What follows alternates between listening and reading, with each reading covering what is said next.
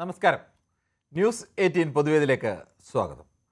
10 വർഷത്തെ ഇടതു ഭരണകാലത്ത് കേരളത്തിൽ കറണ്ട് പോകുന്ന അവസ്ഥയുണ്ടായിരുന്നില്ല. എന്നാൽ ഇപ്പോൾ UDF ഭരണം വന്നതിന് തൊട്ടു പിന്നാലെ രാത്രിയായാൽ കറണ്ട് പോകുന്ന അവസ്ഥ പതിവായി. വീട്ടിൽ മെഴുകുതിരികൾ സൂക്ഷിക്കുന്ന ശീലം മലയാളി വീണ്ടും തുടങ്ങേണ്ട അവസ്ഥയിലാണ്. ഇന്ദിരാ ഗ്യാരണ്ടിയെ ഇന്ദിരാ കട്ട് എന്നാണ് പ്രതിപക്ഷം പരിഹസിക്കുന്നത്. ശരിക്കും വൈദ്യുതി നിയന്ത്രണത്തിനുള്ള കാരണം എന്താണ്?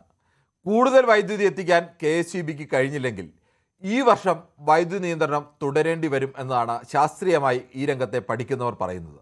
15 മുതൽ 30 മിനിറ്റ് വരെയാണ് ലോഡ് ഷെഡിംഗ് തീരുമാനിച്ചിരിക്കുന്നത്. പക്ഷേ പലയിടങ്ങളിലും ഇത് 1 മണിക്കൂറോളം നീളുന്ന അവസ്ഥയുണ്ട്. മഴയില്ലാത്ത ദിവസങ്ങളിൽ 500-600 മെഗാവാട്ട് വൈദ്യുതിയുടെ കുറവാണ് ഇപ്പോൾ ഉള്ളത്. ഈ വിടവ് നിർത്താനാവാത്തതാണ് ഇപ്പോഴത്തെ പ്രധാനപ്പെട്ട പ്രശ്നം. ഒടുവിൽ മഴ പെയ്യണം, അല്ലെങ്കിൽ പവർ എക്സ്ചേഞ്ച് എന്ന തത്സമയ വിപണിയിൽ കറണ്ട് ലഭ്യമാക്കണം. തൽക്കാലം 200 മെഗാവാട്ട് വൈദ്യുതി വാങ്ങാനുള്ള ശ്രമം KSEB തുടങ്ങിക്കഴിഞ്ഞു. മഴയുടെ കുറവ് വന്നാൽ വൈദ്യുതി ക്ഷാമം ഉണ്ടാകുമെന്നത് മുൻകൂട്ടി കണ്ട് കഴിഞ്ഞ സർക്കാർ മുൻകരുതൽ എടുക്കാത്തതാണോ ഇപ്പോഴത്തെ പ്രശ്നത്തിന് കാരണം? അതോ വൈദ്യുതി ക്ഷാമം തിരിച്ചറിഞ്ഞ് വേണ്ട നടപടികൾ വേഗത്തിൽ എടുക്കേണ്ട ഈ സർക്കാരിന് വീഴ്ചയുണ്ടായോ? ഈ വിഷയമാണ് ന്യൂസ് 18 പൊതുവേദി പരിശോധിക്കുന്നത്. പ്രേക്ഷകർക്കും പ്രതികരിക്കാം.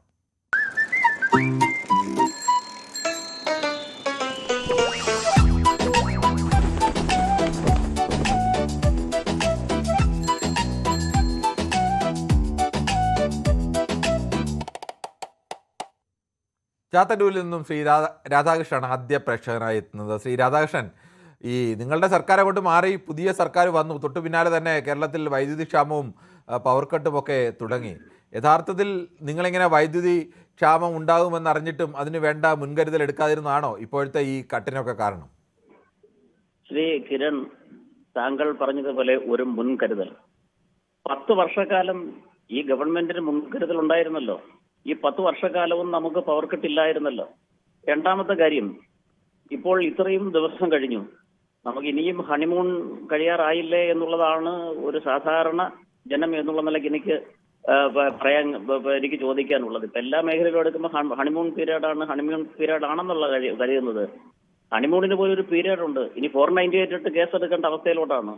ദാമ്പത്യ ജീവിതം തകർച്ചയിലോട്ട് പോവുകയാണ് UDFന്റെ. മധുവധു ഒക്കെ വളരെ ട്രാജഡിയാണ്. ഈ ഒരു വകുപ്പ് മാത്രമല്ലല്ലോ ശ്രീകിരൺ, ഇത് സമസ്ത മേഖലയിലും അവർ വകുപ്പുകൾക്ക് ഏകോപനമില്ല. ഇത് LDFന്റെ മുൻകരുതലില്ലാത്തതുകൊണ്ടാണോ? താങ്കൾ പറയൂ. ഈ വകുപ്പുകൾക്ക് ഏകോപനമില്ലാതെ പിന്നെ യൂത്ത് കോൺഗ്രസ് KSUക്കാരെ തള്ളി പറയുന്നു. സമസ്ത മേഖലകളിൽ എടുത്ത് ഇപ്പൊ ഞാൻ എടുത്തു പറയുന്നില്ല. ഈ 18 വകുപ്പ് എന്ന് പറയുമ്പോൾ 18 മന്ത്രിമാരെത്ര 18-19 ഉള്ളെങ്കിലും വകുപ്പുകൾ 10-30 ഉണ്ടല്ലോ. ഒരാളുടെ കയ്യിൽ തന്നെ 2-3 വകുപ്പൊക്കെ ഇരിക്കുകയല്ലേ, ഒരു കാര്യമില്ലാതെ. ഈ വകുപ്പുകൾ ഏകോപനമില്ല എന്ന് പറയാൻ മറ്റു വകുപ്പുകൾ പോലെ തന്നെയല്ലോ ഇപ്പൊ വൈദ്യുത വകുപ്പും. വകുപ്പുകൾ തമ്മിൽ മുഖ്യമന്ത്രിയുമായിട്ട് ഏകോപനമില്ലാതെ ഒരു ഗവൺമെന്റിന് എങ്ങനെ പോകാൻ സാധിക്കും? പിന്നീട് മുൻകരുതൽ എന്ന് പറയുമ്പോൾ ഈ 10 വർഷവും ഇടതുപക്ഷ സർക്കാർ കരുതിയിരുന്നെങ്കിൽ അത് എന്തായാലും അതിനകത്ത് പിന്നെ ശ്രീ കിരൺ പറയുന്നതിനകത്ത് ഒരു പൊരുത്തക്കേടുണ്ട്. ഞങ്ങൾ വീണ്ടും വരുമെന്ന് ഞങ്ങൾക്ക് ഉറപ്പായ വിശ്വാസം ഉണ്ടായിരുന്നല്ലോ. നിങ്ങൾക്ക് തന്നെ അറിയാമല്ലോ, ഞങ്ങൾ അമിതമായ ആത്മവിശ്വാസം കാണിച്ചിരുന്നു. അപ്പൊ സ്വാഭാവികമായിട്ട് ഞങ്ങൾ ആത്മവിശ്വാസം കാണിച്ചിരുന്നപ്പോൾ ഞങ്ങൾക്ക് മുൻകരുതൽ ഉണ്ടായിരുന്നല്ലോ. അപ്പൊ അങ്ങനെ പറയുന്ന ഒരു മുൻകരുതലിന്റെ സാങ്കേതികത വരുന്നില്ല. ഞങ്ങൾ ഭരണത്തിൽ വരാനിരുന്നവരാണെന്നല്ലോ എല്ലാവരും പറയുന്നത്. ഞങ്ങൾക്കും അങ്ങനെ വിശ്വാസം ഉണ്ടായിരുന്നു. അപ്പൊ മുൻകരുതൽ ഞങ്ങൾക്കുണ്ടായിരുന്നു. എന്തായാലും ശ്രീ രാധാകൃഷ്ണൻ, അങ്ങനെ രാഷ്ട്രീയം അറിയുന്ന ആരും അങ്ങനെ വീണ്ടും ചിലപ്പോൾ ഈ വലിയ ഭൂരിപക്ഷത്തോടു കൂടി UDF വരില്ല എന്നൊക്കെ ചിലപ്പോൾ അത് വേണമെങ്കിൽ മാറ്റി നിർത്താം. പക്ഷേ വീണ്ടും ഒരു ഇടതു ഭരണം എന്നത് ഉണ്ടാവില്ലെന്ന് കേരളത്തിലെ ഏറെക്കുറെ രാഷ്ട്രീയം ചിന്തിക്കുന്ന മനുഷ്യർക്കെല്ലാം വ്യക്തമായിരുന്നു. അതിലോട്ട് അപ്പൊ നമ്മൾ പൂർണ്ണമായും കിരൺ പറഞ്ഞ് ഞങ്ങൾ അംഗീകരിച്ചു. ഞങ്ങൾക്കുള്ള പാർട്ടി, ഞങ്ങളുടെ മുന്നണി എന്നുള്ള നിലയ്ക്ക് ഞങ്ങൾ വിശ്വസിക്കുന്നതുകൊണ്ട് മറ്റു പ്രശ്നമൊന്നും നമ്മൾ ആരായാലും കിരണല്ലോ എന്നല്ലേ ചിന്തിക്കൂ. നമ്മൾ നിൽക്കുന്ന പ്രസ്ഥാനം. അപ്പൊ താങ്കൾ ശ്രീ കിരൺ പ്രവർത്തിക്കുന്ന ഈ പിന്നെ ന്യൂസ് 18 അത് ഏറ്റവും കൂടുതൽ മെച്ചപ്പെടണമെന്നില്ലേ, നമ്മൾ വിജയിക്കണമെന്നല്ലേ നമ്മൾ കരുതുന്നത്. സ്വാഭാവികമായിട്ട് ഒരു മനുഷ്യനുണ്ടാകുന്ന വികാരം അതവിടെ നിൽക്കട്ടെ. രണ്ടാമത്തെ കാര്യം, ഇപ്പോൾ തന്നെ ഈ ഗവൺമെന്റ് എന്ത് മുൻകരുതലാണ് ഇതിനകത്ത് എടുത്തിട്ടുള്ളത്? അതവർ പറയട്ടെ.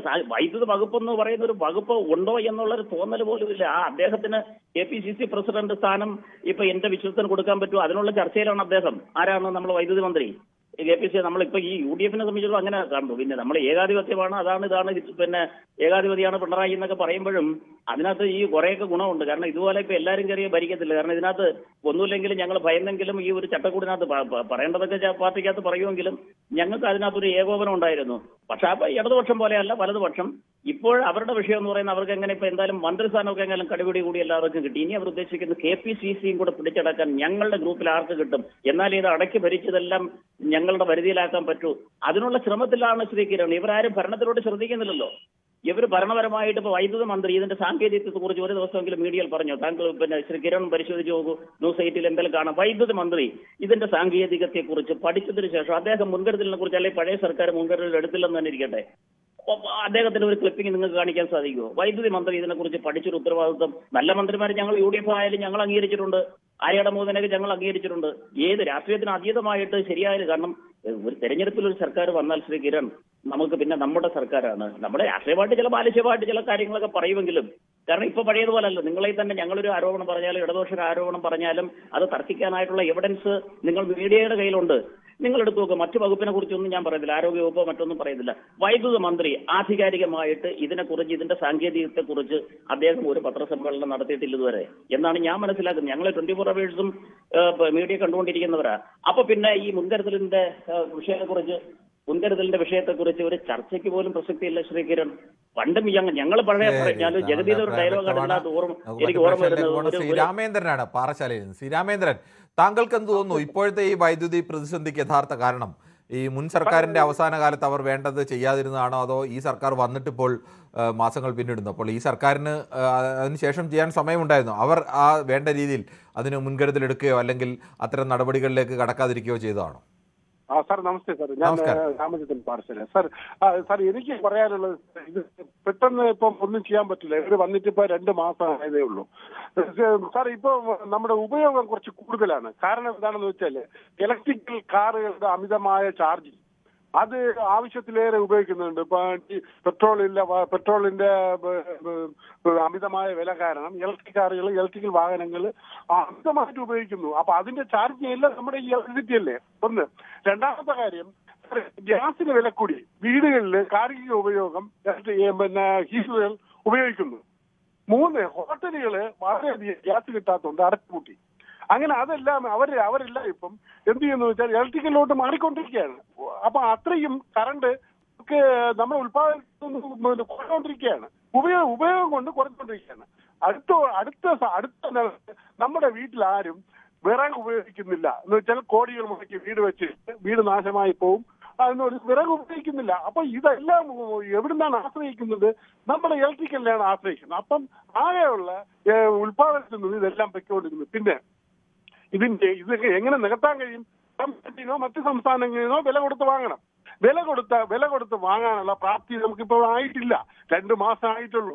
അതിന് ഒരുപാട് ചടങ്ങുകളുണ്ട്. ജീവ ഇറക്കണം, ബോർഡാണ്, ഗവൺമെന്റിന് പെട്ടെന്ന് ചെയ്യാൻ പറ്റൂല, കമ്മിറ്റി കൂടണം. അപ്പൊ ഇതിനെല്ലാം ഒരുപാട് പ്രശ്നങ്ങളും ആ ഒരു കീഴ്വഴക്കങ്ങളുണ്ട്.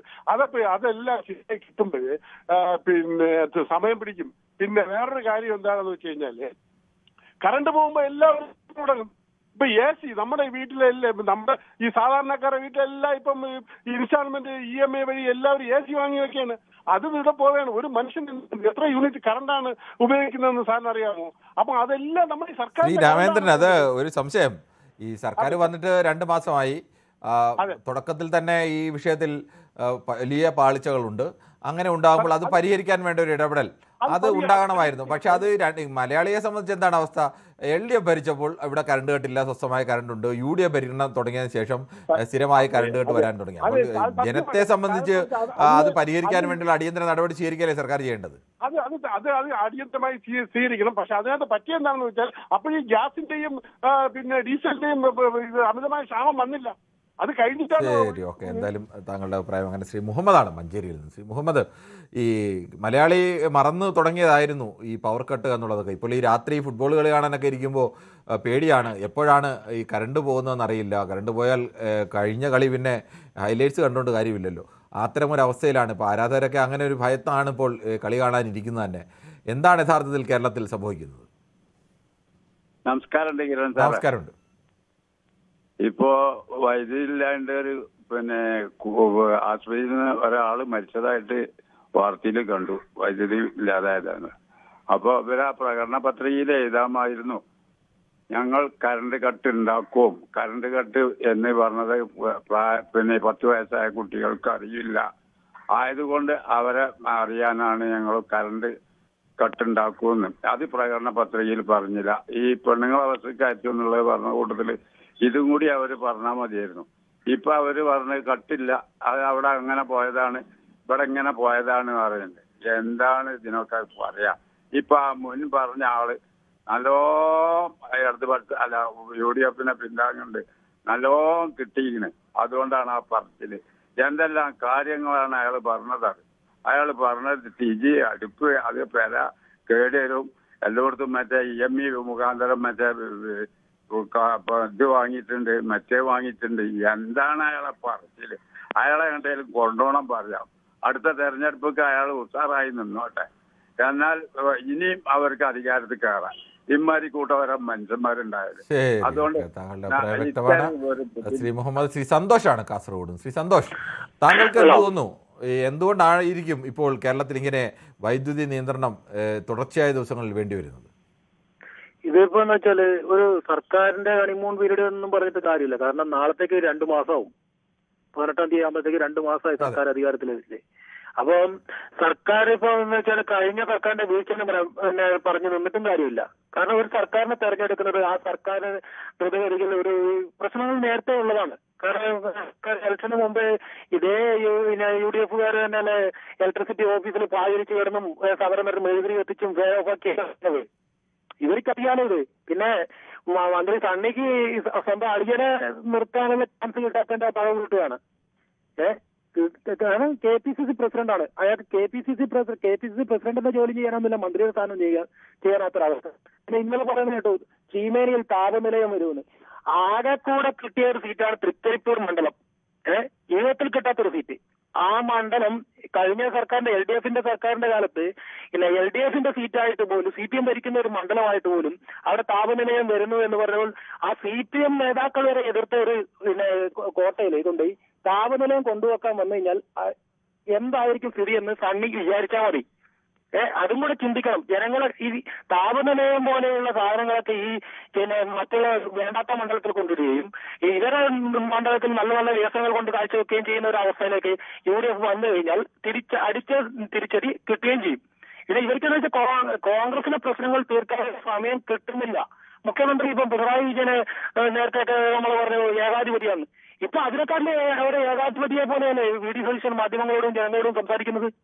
ഇതൊക്കെ തീർത്തും ഈ VD സതീശനെ UDF സർക്കാരിനെയും ജനങ്ങൾ ഒരുപാട് പ്രതീക്ഷയിൽ കൊണ്ടുവന്ന ഒരു സർക്കാരാണ്. ആ സർക്കാർ ഈ കയറി 2 മാസം ആകുമ്പം തന്നെ വല്ലാതെ വിവാദങ്ങളിലേക്ക് പെടുകയാണ്. ജനങ്ങളെ കഷ്ടപ്പാടുകൾ വളർന്നുകൊണ്ട് എത്രയും പെട്ടെന്ന് വൈദ്യുതിയിലേക്ക് ഒരു പരിഹാരം കണ്ടെത്തുകയാണ് വേണ്ടത്. ഇതിപ്പോ രാജമാണിക്യം പറയുന്നുണ്ട് ഈ വൈദ്യുതി പുറത്തുനിന്ന് മേടിക്കുമ്പോൾ അതിന്റെ സാമ്പത്തികം ജനങ്ങളിലേക്ക് അടിച്ചേൽപ്പിക്കുന്നു. എന്താണ് അവസ്ഥ എന്ന് ജനങ്ങൾക്ക് ഒരു പിടുത്തം കിട്ടാത്ത ഒരു അവസ്ഥയിലേക്കാണ്. എന്താണെന്ന് കൂടുതൽ സത്യസന്ധമായി തുറന്നു പറയാനുള്ള ഉത്തരവാദിത്തം കൂടി സർക്കാരിനുണ്ട്. സർക്കാർ പറയുന്ന ജനങ്ങളെ ബോധ്യപ്പെടുത്തേണ്ട ഉത്തരവാദിത്തമുണ്ട്. അങ്ങനെ ഉണ്ട് എങ്കിൽ ശ്രീ അശ്ബിനാണ് തൃശ്ശൂരിൽ നിന്ന്. ശ്രീ അശ്ബിൻ, താങ്കൾ എങ്ങനെയാണ് കാണുന്നത്? എന്തുകൊണ്ടാവും കേരളത്തിൽ ഇപ്പോൾ ഈ വൈദ്യുതി നിയന്ത്രണം രാത്രിയായാൽ കറണ്ട് പോകുന്ന അവസ്ഥ മലയാളിക്ക് വീണ്ടും അനുഭവിക്കേണ്ടി വരുന്നത്? ഇതില് പ്രധാനമായിട്ട് ഞാനിപ്പോ ബാംഗ്ലൂർ വർക്ക് ചെയ്യുന്ന വ്യക്തിയാണ്. അപ്പോ ഇവിടെ വന്നു കഴിഞ്ഞാൽ അവിടെ എങ്ങനെയാണ്? അവിടെ ഈ ഇടയ്ക്ക് കറണ്ട് പോകാറുണ്ടോ? ആക്ച്വലി അവിടെ അത്തരത്തിലുള്ള പ്രതിസന്ധികൾ കുറവാണ്. നമ്മളിപ്പോ കമ്പാരിറ്റീവ്ലി നോക്കിക്കഴിഞ്ഞാല് ഈ ഇലക്ട്രിസിറ്റി യൂസേജ് ഒരുപാട് കൂടുതലുള്ള പ്രദേശമാണ് Bangalore areas, specially industrial areas, മറ്റു കാര്യങ്ങൾ ഒരുപാടുള്ളതാണ്. പക്ഷെ അവിടെ വെച്ച് നോക്കുമ്പോൾ ഇത്ര അധികം ഇല്ല സത്യം പറഞ്ഞാൽ. ഇവിടെ ഇടയ്ക്കിടയ്ക്ക് കറണ്ട് പോവോ? ഇല്ല, അങ്ങനെ ഇല്ല. അത്ര വലിയ വിഷയങ്ങളൊന്നും ഇല്ല. ഈവൻ അങ്ങനെ കറണ്ട് പോയി കഴിഞ്ഞാലും അപ്പൊ അവിടുത്തെ ഒരു നമ്പർ ഉണ്ട്. അപ്പൊ അതിലേക്ക് വിളിച്ചു കഴിഞ്ഞാൽ പെട്ടെന്ന് തന്നെ അതിന്റെ പരിഹാരങ്ങളും ബാക്കി കാര്യങ്ങളൊക്കെ കിട്ടാറുണ്ട്. പക്ഷെ ഇവിടെ വരുമ്പോ ഏറ്റവും വലിയ പ്രശ്നം എന്ന് പറഞ്ഞാൽ ഒരു പ്രോപ്പർ ആയിട്ടുള്ള ടൈമിങ്ങിലല്ല. നമുക്ക് പറയാൻ പറ്റില്ല. ഇപ്പൊ രാത്രി 12 മണിക്കായിരിക്കും ചിലപ്പോ, ആ സമയത്തൊക്കെ ആയിരിക്കും ചിലപ്പോ കറണ്ട് പോകുന്നത്. അപ്പൊ ഒരു പ്രോപ്പർ ആയിട്ടുള്ള രീതിയിലില്ല. അതിനിപ്പോ ഇവരിപ്പോ പറയുന്ന രീതി, ഇപ്പൊ ഗവൺമെന്റ് ഇപ്പോ പറയുന്ന ഒരു എക്സ്പ്ലനേഷൻസ്, അവരുടെ ന്യായീകരണങ്ങൾ, അത് പല തരത്തിലും ആസ് എ കോമൺ മാൻ എന്നുള്ള രീതിയിൽ നമുക്ക് ഒരിക്കലും അംഗീകരിച്ചു കൊടുക്കാൻ പറ്റുന്ന ഒരു കാര്യമില്ല. ഒരു യൂസ്ലെസ് ആയിട്ടുള്ള ഒരു ആർഗ്യുമെന്റ്സ് ആണ്. ഒരു സ്ട്രോമൻ ഫാലസി കൈൻഡ് ഓഫ് തിങ്ങിലാണ് അവർ പറഞ്ഞുകൊണ്ടിരിക്കുന്നത്. അവരെന്താണ് ഇപ്പൊ പഴയ സർക്കാരിന്റെ കാരണം കൊണ്ടാണ് ഇതായത്, അല്ലെങ്കിൽ ആ സർക്കാരിന്റെ പിടിപ്പുകേടാണ്, അങ്ങനെയുള്ള കാര്യങ്ങളൊക്കെ പറഞ്ഞുകൊണ്ട് ഒരു ജനങ്ങൾക്ക് വേണ്ട ഒരു പ്രോപ്പർ സൊല്യൂഷൻ ആണല്ലോ. അതിന്റെ അപ്പുറത്തേക്ക് ഒരു രാഷ്ട്രീയ പഴിചാരലുകളോട് ശ്രീ അശ്വിൻ, ശ്രീ ഗൗതമാണ് കാസർഗോഡ് നിന്ന്. ശ്രീ ഗൗതം, ഈ കഴിഞ്ഞ സർക്കാരിൻ്റെ അവസാന കാലത്ത് ഈ വർഷത്തെ കറണ്ടിൻ്റെ ഉപഭോഗവും ഉൽപ്പാദനവും ഒക്കെ മുൻകൂട്ടി കണ്ടുകൊണ്ട് വേണ്ട നടപടികൾ സ്വീകരിക്കുന്നതിൽ വീഴ്ച വന്നതാണോ യഥാർത്ഥത്തിൽ ഇപ്പോൾ ഈ കറണ്ട് കട്ടിന് കാരണം? ഇന്ദിരാ കട്ട്, വൈദ്യുതി കട്ടല്ല, ഇന്ദിരാ കട്ട്. സതീശൻ പറഞ്ഞ വിസ്മയം തുടങ്ങിയല്ലേ? ഇതുപോലത്തെ ഒരു വിസ്മയം കേരള ജനത ഇങ്ങനെ ആദ്യമായിട്ടാണ് കാണുന്നത്. ഒരു ടൈം തന്നൂടെ KCB? ഇതൊരു നിശ്ചിതാവസ്ഥ. ഇങ്ങനെ കറണ്ട് പോക്കുന്ന എന്ത് ഇതാണ്? മിനിയാന്ന് അർജന്റീനയുടെ കളി ഉണ്ടായിരുന്നു, അതിന്റെ ഇടക്ക് കറണ്ട് പോയി. ഇനി ഞങ്ങൾക്ക് പറയാനുള്ള ഫൈനൽ ഞായറാഴ്ചയുണ്ട്, അതിന്റെ ടൈമിലൊന്നും കറണ്ട് പോവാതെ ഇരിക്കട്ടെ എന്ന് പ്രാർത്ഥിക്കാം നമുക്ക്. ശരി, ഓക്കെ, താങ്കളുടെ അഭിപ്രായം വ്യക്തമാണ്. ശ്രീ മഹിയാണ് കിള്ളിപ്പാലത്ത് നിന്ന്. ശ്രീ മഹി, ഈ പുതിയ സർക്കാർ വന്നിട്ട് 2 മാസം തികയുന്നില്ല. അതിനു മുമ്പേ കറണ്ട് കട്ട് ഉണ്ടാവണമെങ്കിൽ അതിൻ്റെ ഒരു കാരണം കഴിഞ്ഞ സർക്കാർ വേണ്ട കാര്യങ്ങൾ വേണ്ട രീതിയിൽ മുൻകരുതൽ എടുത്തില്ല എന്നത് കൂടിയല്ലേ? അതാ UDF പറയുന്നത് സാർക്ക് കട്ടേത് കളയില്ല. പിന്നെ 82 തൊട്ട് 86 കർണാടക മുഖ്യമന്ത്രിയായത് 6 മണിക്കൂർ കറണ്ട് കട്ടായി. പകല് 3 മണിക്കൂർ, രാത്രി 3 മണിക്കൂർ. പിണറായി വിജയൻ മുഖ്യമന്ത്രി വൈദ്യുതി മന്ത്രി ആയിട്ട് വന്ന ശേഷമാണ് ഈ കറണ്ടിന്റെ കംപ്ലീറ്റും കട്ടാവാതെ വന്നത്. ഇപ്പൊ 10 കൊല്ലം 20 ദിവസം പഠിച്ച 1 മണിക്കൂർ പോലും കറണ്ട് കട്ടായില്ല. പക്ഷെ ഇവരെ താമസിക്കാതെ ജനങ്ങൾ അടിച്ച് ഓട്ടിക്കും. ഇവരെ 5 കൊല്ലം പോകില്ല, വായിക്കും, 1 കൊല്ലം പോകില്ല. അതിപ്പോ ഇവരെ ജനങ്ങൾ അടിച്ചടക്കും. ഒരു സംശയം വേണ്ട, ഇത്രയേ ഉള്ളൂ. ശരി, ഓക്കെ. മഹിയാണ് കിള്ളിപ്പാലത്ത് നിന്നും പ്രതികരിച്ചത്. സാധാരണഗതിയിൽ മഹിയും ഒരു മുൻകൂട്ടി അങ്ങ് പറഞ്ഞതാണ്. സാധാരണ മഹി ഇങ്ങനെയല്ല. അദ്ദേഹം ഈ ഒരു കാര്യം ചോദിച്ചാൽ മറ്റു കാര്യങ്ങളൊക്കെ പറയുന്നതുകൊണ്ടാണ് പലപ്പോഴും കട്ട് ചെയ്യേണ്ടി വരുന്നത്. അല്ലാതെ മഹി ഒരു ഇടതുപക്ഷ പ്രവർത്തനമൊക്കെയാണ്. പക്ഷേ ഇടതുപക്ഷ പ്രവർത്തനമായിരിക്കുമ്പോൾ തന്നെ ഇടതുപക്ഷ പ്രവർത്തകരൊക്കെ നന്നായി സംസാരിക്കുന്ന, കൃത്യമായ ന്യായങ്ങൾ പറയുന്നത്, തുടക്കത്തിൽ സംസാരിച്ച പലരും ഇടതുപക്ഷ പ്രവർത്തകരൊക്കെ തന്നെയാണ്.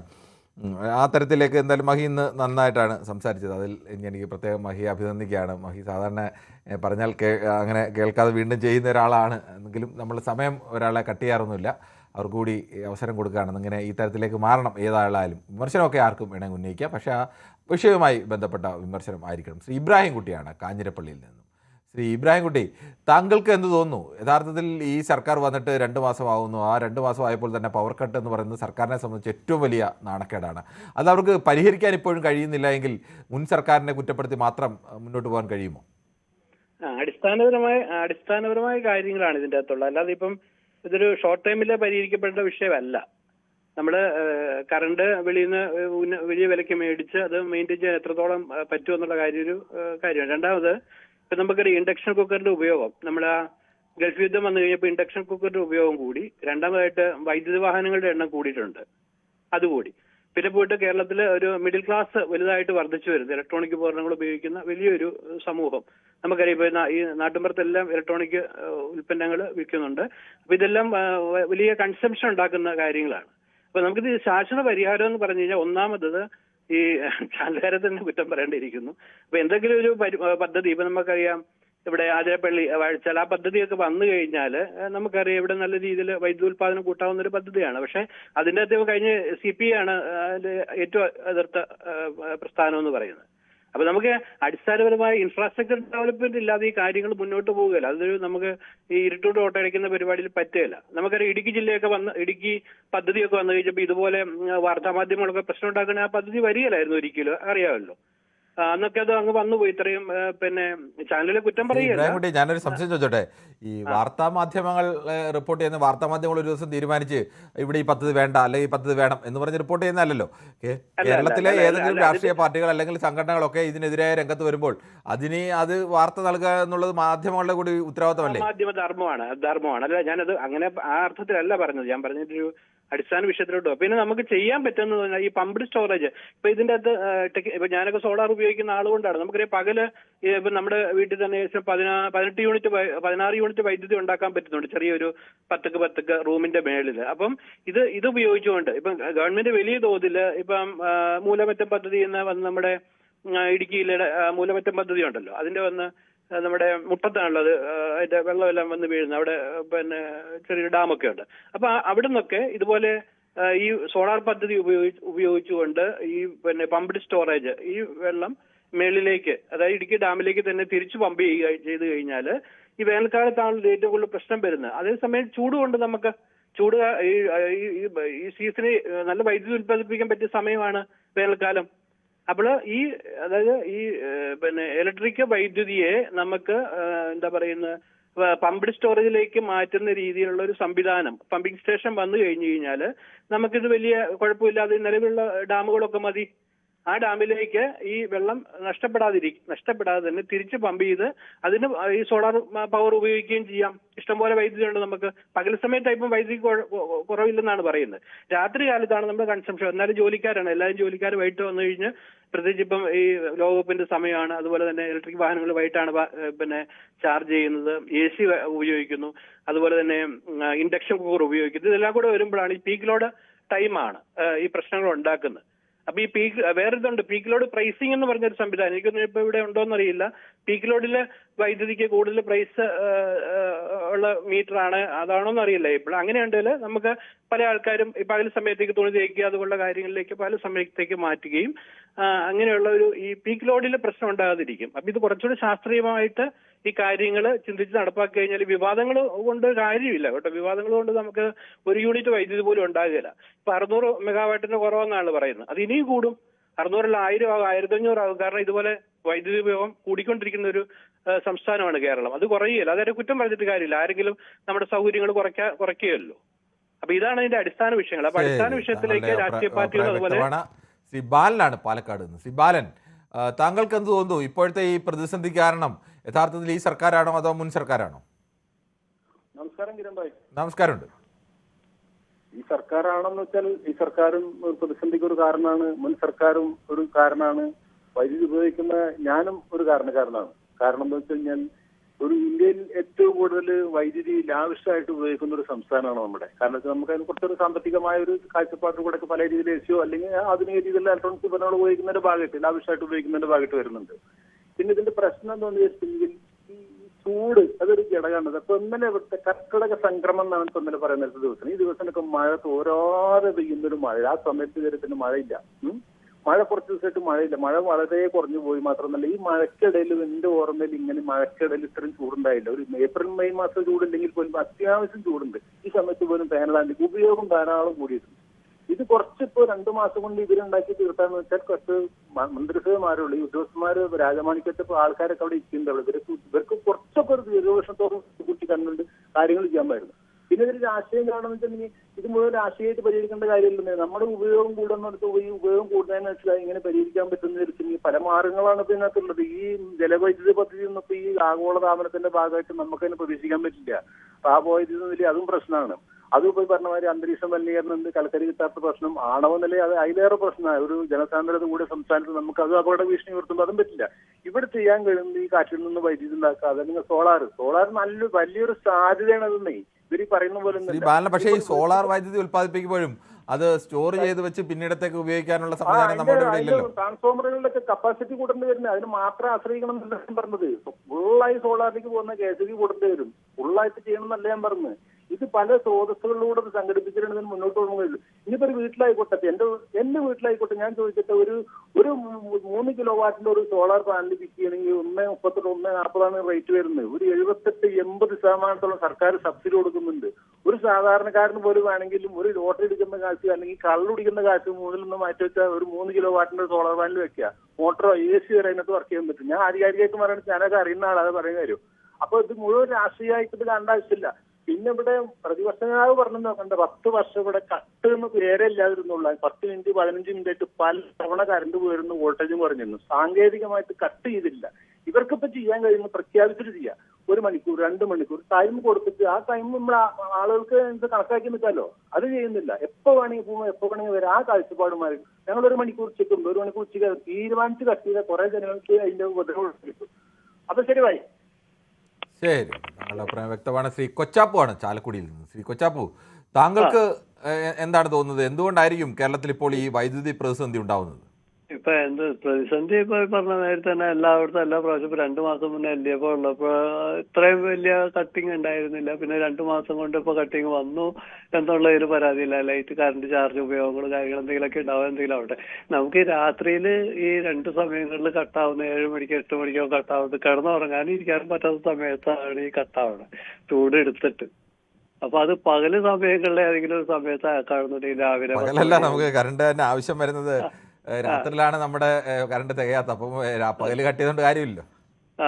അപ്പൊ പകല് കട്ട് ചെയ്താലും നമ്മൾക്ക് വീട്ടിൽ കിടന്ന് ഉറങ്ങുന്ന ആൾക്കാർക്ക് രാത്രിയിൽ ബുദ്ധിമുട്ട് വരുന്നത് ഒഴിവാക്കി എടുക്കാവുന്ന രൂപത്തിൽ ചെയ്യാവുന്ന രൂപത്തിലാണ്. ഓക്കെ, പലർക്കും അങ്ങനെ വലിയ ബുദ്ധിമുട്ടുകൾ.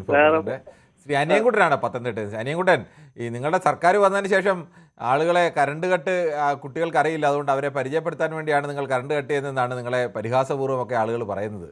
ഇതിൽ കുറച്ച് ചെറിയൊരു വാസ്തവമൊക്കെ ഇല്ലേ? പറഞ്ഞോളൂ അനിയൻകുട്ടൻ. കറണ്ട് കട്ട് ഇന്ന് രാവിലെ തന്നെ നമ്മുടെ KSB ചെയർമാനൊക്കെ പറയുന്നത് കേട്ടില്ലേ? മന്ത്രി പറയുന്നുണ്ട്, അതിന്റെ ഉദ്യോഗസ്ഥരെല്ലാം പറയുന്നുണ്ട്. ഈ നമുക്ക് കാലാവസ്ഥ മഴയുടെ കുറവ് വളരെ നമുക്ക് അത് ബാധിക്കുന്നുണ്ട്. പിന്നെ മറ്റുള്ള സംസ്ഥാനത്തേക്കാളൊക്കെ ഏറ്റവും കൂടുതൽ കറണ്ട് ചെലവായിക്കൊണ്ട് ഒരു സംസ്ഥാനമാണ് കേരളം. അപ്പം അതിന്റെ കുറവ് അതിന്റെ ഈ കുറവുണ്ടായത് മഴയുടെ കാലാവസ്ഥയുടെ ഇതാണ്. ഇപ്പം തന്നെ ഇത് കണ്ടില്ലേ, ഞങ്ങൾക്ക് ഇവിടെ ഇപ്പൊ ഈ കർക്കിടകമാകുന്ന പോലെ ഇന്ന് ഭയങ്കര വെയിലാണ്, ഇവിടെ ചൂടാ. ഈ പത്തനംതിട്ടയൊക്കെ ഞങ്ങൾക്ക് രാവിലെ ഒരു മഴയായി പൈത് കഴിഞ്ഞാൽ പിന്നെ തെളിയുന്ന വെയിലെന്ന് പറഞ്ഞാൽ ഭയങ്കര ചൂടായിട്ട് മഴക്കാലം മഴ മാറി, കാലാവസ്ഥ വ്യതിയാനം കൊണ്ട് മാറ്റിപ്പോയി. പിന്നെ കഴിഞ്ഞ സർക്കാരിന്റെ കാലത്ത് അത് കഴിഞ്ഞു പോയി. ഇപ്പൊ ഇതിനകത്ത് വന്നേക്കുന്ന പാലിച്ചത് ഇതാണ്. അതുകൊണ്ട് ഇവിടെ സഹാക്കളൊന്നും ഇപ്പം കടന്നു പറഞ്ഞ ഒരു മഹിയോ കീയോ എന്ന് പറയുന്നത് കേട്ട് ഒരു വർഷം പോലും ഇരിക്കുകയായിരുന്നു. അദ്ദേഹം മോലൊരു പടത്തിൽ പടങ്ങലെ വടക്കോട്ട് നോക്കിയിരിക്കെ ഒരു വർഷം വരെ. ഓക്കെ, ശരി, ഓക്കെ. താങ്കളുടെ അഭിപ്രായം അങ്ങനെ. ശ്രീ ബാലകൃഷ്ണനാണ് വടകരയിൽ നിന്ന്. ശ്രീ ബാലകൃഷ്ണൻ, താങ്കൾക്ക് എന്താണ് തോന്നുന്നത്? ഈ കേരളത്തിൽ കഴിഞ്ഞ 10 വർഷം എന്തായാലും കറണ്ട് കട്ടില്ലായിരുന്നു, ഇപ്പം പക്ഷേ കറണ്ട് കട്ടുണ്ട്. രാഷ്ട്രീയ കാരണങ്ങളും മുൻകരുതലും ഒക്കെ പറയുമ്പോഴും കറണ്ട് കട്ട് അനുഭവിക്കേണ്ടി വരുന്നത് ജനങ്ങളാണ്. അതിന് ജനങ്ങൾക്ക് ഇപ്പോൾ ചോദിക്കാൻ കഴിയുന്നത് ഈ സർക്കാരിനോടാണ്. എവിടെയാണ് പിഴവുണ്ടായത്? നമസ്കാരം. സത്യത്തിൽ ഔദ്യോഗികമായി കട്ടില്ല എന്നല്ലാതെ ഈ 10 വർഷം കട്ടില്ല എന്ന് ആര് പറഞ്ഞു? ഇടക്കിടക്ക് ഇപ്പം പോകുമ്പോൾ തന്നെ ഇടക്കിടക്ക് അങ്ങനെ ഒരു സ്ഥിരമായ ഒരു കറണ്ട് കട്ടിന്റെ അവസ്ഥ കഴിഞ്ഞ 10 വർഷം എന്തായാലും ഉണ്ടായിരുന്നില്ല. വല്ലപ്പോഴും ഒക്കെ പോയിട്ടൊക്കെ ഉണ്ട്, അതൊക്കെ നിഷേധിക്കുന്നില്ല. അവസാന കാലത്ത് ഇത്തിരി കൂടുതൽ സമയം പോയിട്ടുമുണ്ട്. അപ്പോൾ അവസാന കാലത്ത് ഇത്തിരി അധികം കൂടുതൽ ടൈം പോയിട്ടുണ്ടല്ലോ. അതെല്ലാം ഉണ്ട്, അതല്ല ഞാൻ പറഞ്ഞത്. പക്ഷേ ഈ മട്ടിൽ കറണ്ട് കട്ട് എല്ലാ ദിവസവും രാത്രിയായാൽ കറണ്ട് പോകുന്ന അവസ്ഥ അങ്ങനെ ഒരിക്കലും ഉണ്ടായിട്ടില്ല. അല്ല, അങ്ങനെയല്ല സാർ. അവസാന ഘട്ടത്തിൽ കൂടുതൽ അധികം ഉണ്ടായിട്ടുണ്ടെങ്കിൽ അത് കഴിഞ്ഞിട്ട് ഞാൻ BD സതീശൻ ഗവൺമെന്റിനെ അനുകൂലിക്കുന്ന ആളൊന്നുമല്ല. പക്ഷെ സത്യത്തിൽ ഇവരെ കൊള്ളരുതായ്മയല്ലേ? ഇവർ മാറി ഭരിച്ചിട്ട് ഇതുവരെ ഒരു സംവിധാനം ഇതിൽ ഉണ്ടാക്കാനായിട്ടില്ലല്ലോ. കറണ്ട് ചാർജ് എത്രയോ തവണ വർദ്ധിപ്പിച്ചു, അതിലൊന്നും കൺസ്യൂമർക്ക് പ്രശ്നമേ ഇല്ല. എന്ത് ചെയ്യാനാ? അവർ വർദ്ധിപ്പിക്കുന്നു. കാരണം ഒരു പക്ഷേ പുറത്തുനിന്ന് കറണ്ട് വാങ്ങുന്നതായിരിക്കാം വലിയ വിലക്ക്. അവർക്ക് ഇതിനൊരു സാങ്കേതിക വിദ്യ ഉണ്ടാക്കാൻ ഇത്രയും കാലമായിട്ട് ഉണ്ടായിട്ടില്ലല്ലോ. ഇവർക്ക് ഓരോരുത്തരും അധികാരത്തിൽ വരുമ്പോൾ മേനി പറഞ്ഞ് നടക്കാൻ ഞങ്ങളുടെ കാലത്ത് കറണ്ട് കട്ടില്ല എന്ന് പറഞ്ഞാൽ അവരുടെ ക്രെഡിറ്റിനെ മാത്രം ഉദ്ദേശിക്കുന്നത്. പബ്ലിക്കിന് വേണ്ടി ഇത്രയും കാലമായിട്ട് മറിഞ്ഞ് ഭരിച്ച സർക്കാർ ഈ കറണ്ട് കട്ടിന് വെള്ളമില്ലാതായി മഴയില്ലാതായി ഇതിനെങ്ങനെ ഒരു ശാശ്വത പരിഹാരം കാണുമെന്ന് അവർ ചിന്തിച്ചോ? ഇല്ലല്ലോ. ഇപ്പൊ ഇവർ രണ്ട് കൂട്ടരും വായിട്ടടിക്കുന്നു. അപ്പുറം ഞങ്ങളുള്ളപ്പോ അത്ര കുറവായിരുന്നു, നിങ്ങളുള്ള കൂടി. ഇതല്ലാതെ ഇതിനൊരു ശാശ്വത പരിഹാരം വേണ്ടേ സാർ? ഇനി മേലാലും ഉപയോഗം കൂടിക്കൊണ്ടിരിക്കുകയാണ്. അപ്പം കറണ്ട് ഇൻ കേസ് മഴ കുറച്ച് കുറഞ്ഞാൽ പ്രയാസം തന്നെയാണ്. അപ്പൊ ഇതിന് ഇത്രയും കാലം ഇവര് രാജ്യം കേരളം ഭരിച്ചിട്ട് ഒരു പദ്ധതി ഉണ്ടാക്കിയവര്, ഇതിന് ഉത്തരവാദി ഇവർ രണ്ടുപേരുമാണ്. ഇവർ മറിഞ്ഞല്ല ഇവർ ഭരിച്ചിട്ടുള്ളൂ. അവിടെ മറ്റാരും ഭരിച്ചിട്ടൊന്നുമില്ലല്ലോ. അപ്പൊ അതുകൊണ്ട് ഇത് പബ്ലിക്കിന് നന്മക്ക് വേണ്ടിയിട്ടൊന്നല്ല, ഇവരെ രാഷ്ട്രീയ വിജയത്തിന് വേണ്ടി ഞങ്ങളുള്ളപ്പോൾ വളരെ കുറച്ച് സമയം കട്ട്, അല്ലെ 10 വർഷം കട്ടില്ല എന്നൊരു ഇമേജ് അല്ലെങ്കിൽ ഒരു ക്രെഡിറ്റ് ഉണ്ടാക്കുമ്പോൾ മാത്രമേ ഉള്ളൂ. അല്ലാതെ വേറൊരു സംഭവം ഇല്ല. ആത്മാർത്ഥമായിട്ട് പബ്ലിക്കിന് വേണ്ടിയാണെങ്കിൽ ഇവർ പരിശ്രമിക്കേണ്ടതല്ലേ? ഇൻ കേസ് ഇങ്ങനെ ഉണ്ടായാൽ. ഇപ്പൊ നമ്മൾ നോക്കൂ, വെള്ളം ഉണ്ടാവില്ല എന്ന് പറയുന്നു, അതിന്റെ മുൻകരുതൽ നമ്മൾ എടുത്തുകൊണ്ടിരിക്കുകയാണെന്നാണ് ഞാൻ വിശ്വസിക്കുന്നത്. അതുപോലെ കുടിവെള്ളം ഇല്ലാത്തതിന് അവർ അതിന്റെ പരിഹാരം ഉണ്ടാക്കുന്നു. അപ്പം ഇലക്ട്രിസിറ്റിക്ക് പരാജയം വരും, അത് കുറയും, കൂടുതൽ ഉപയോഗം വരും, ഇങ്ങനെ ഉണ്ടാവും എന്ന് കരുതിയാൽ ഇതിനൊരു പദ്ധതി ഇവർ ഉണ്ടാക്കിയോ? അപ്പൊ ഇതൊക്കെ വീഴ്ച തന്നെയാ ഭരണത്തിന്റെ, ഏത് കൂട്ടരായാലും. അപ്പൊ ഭരണപരാജയം തന്നെയാ കേരളത്തിന്റെ, അതിന് യാതൊരു സംശയവും വേണ്ട. ശരി, താങ്കളുടെ അഭിപ്രായം വളരെ വ്യക്തമാണ്. ശ്രീ ബാലകൃഷ്ണനാണ് വടകരയിൽ നിന്നും പ്രതികരിച്ചത്. ശ്രീ ബാബുവാണ് കോഴിക്കോടും. ശ്രീ ബാബു, കേരളത്തിൽ എന്തായാലും ഇപ്പോൾ കറണ്ട് കട്ട് ഉണ്ട്, ആരാണ് ഇതിന് ഉത്തരവാദി? ആരാച്ചാൽ ഇവരെന്നെ ഇപ്പം ഭരിക്കുന്ന സർക്കാർ തന്നെയാണ് ഉത്തരവാദി. അവര് ഏത് കാലത്ത് ഭരിച്ചാലും അങ്ങനെ തന്നെ. ഇതിന്റെ ഇടയ്ക്ക് ഭരിച്ചിട്ട് എന്താ ഒരു ചെയ്ത് സ്കൂള് പൂട്ടി, മാവൽസോറ് സംഭവമില്ല, അങ്ങനെ പെൻഷൻകാർ പെൻഷൻ കൊടുത്തില്ലായിരുന്നു. അങ്ങനെയൊക്കെയുള്ള ആൾക്കാർ, ഇവർക്ക് ജനങ്ങളെ അല്ല സേവിക്കുന്നവര്, അവർക്ക് ഓരോ അതല്ലേ സംഭവമുള്ളൂ.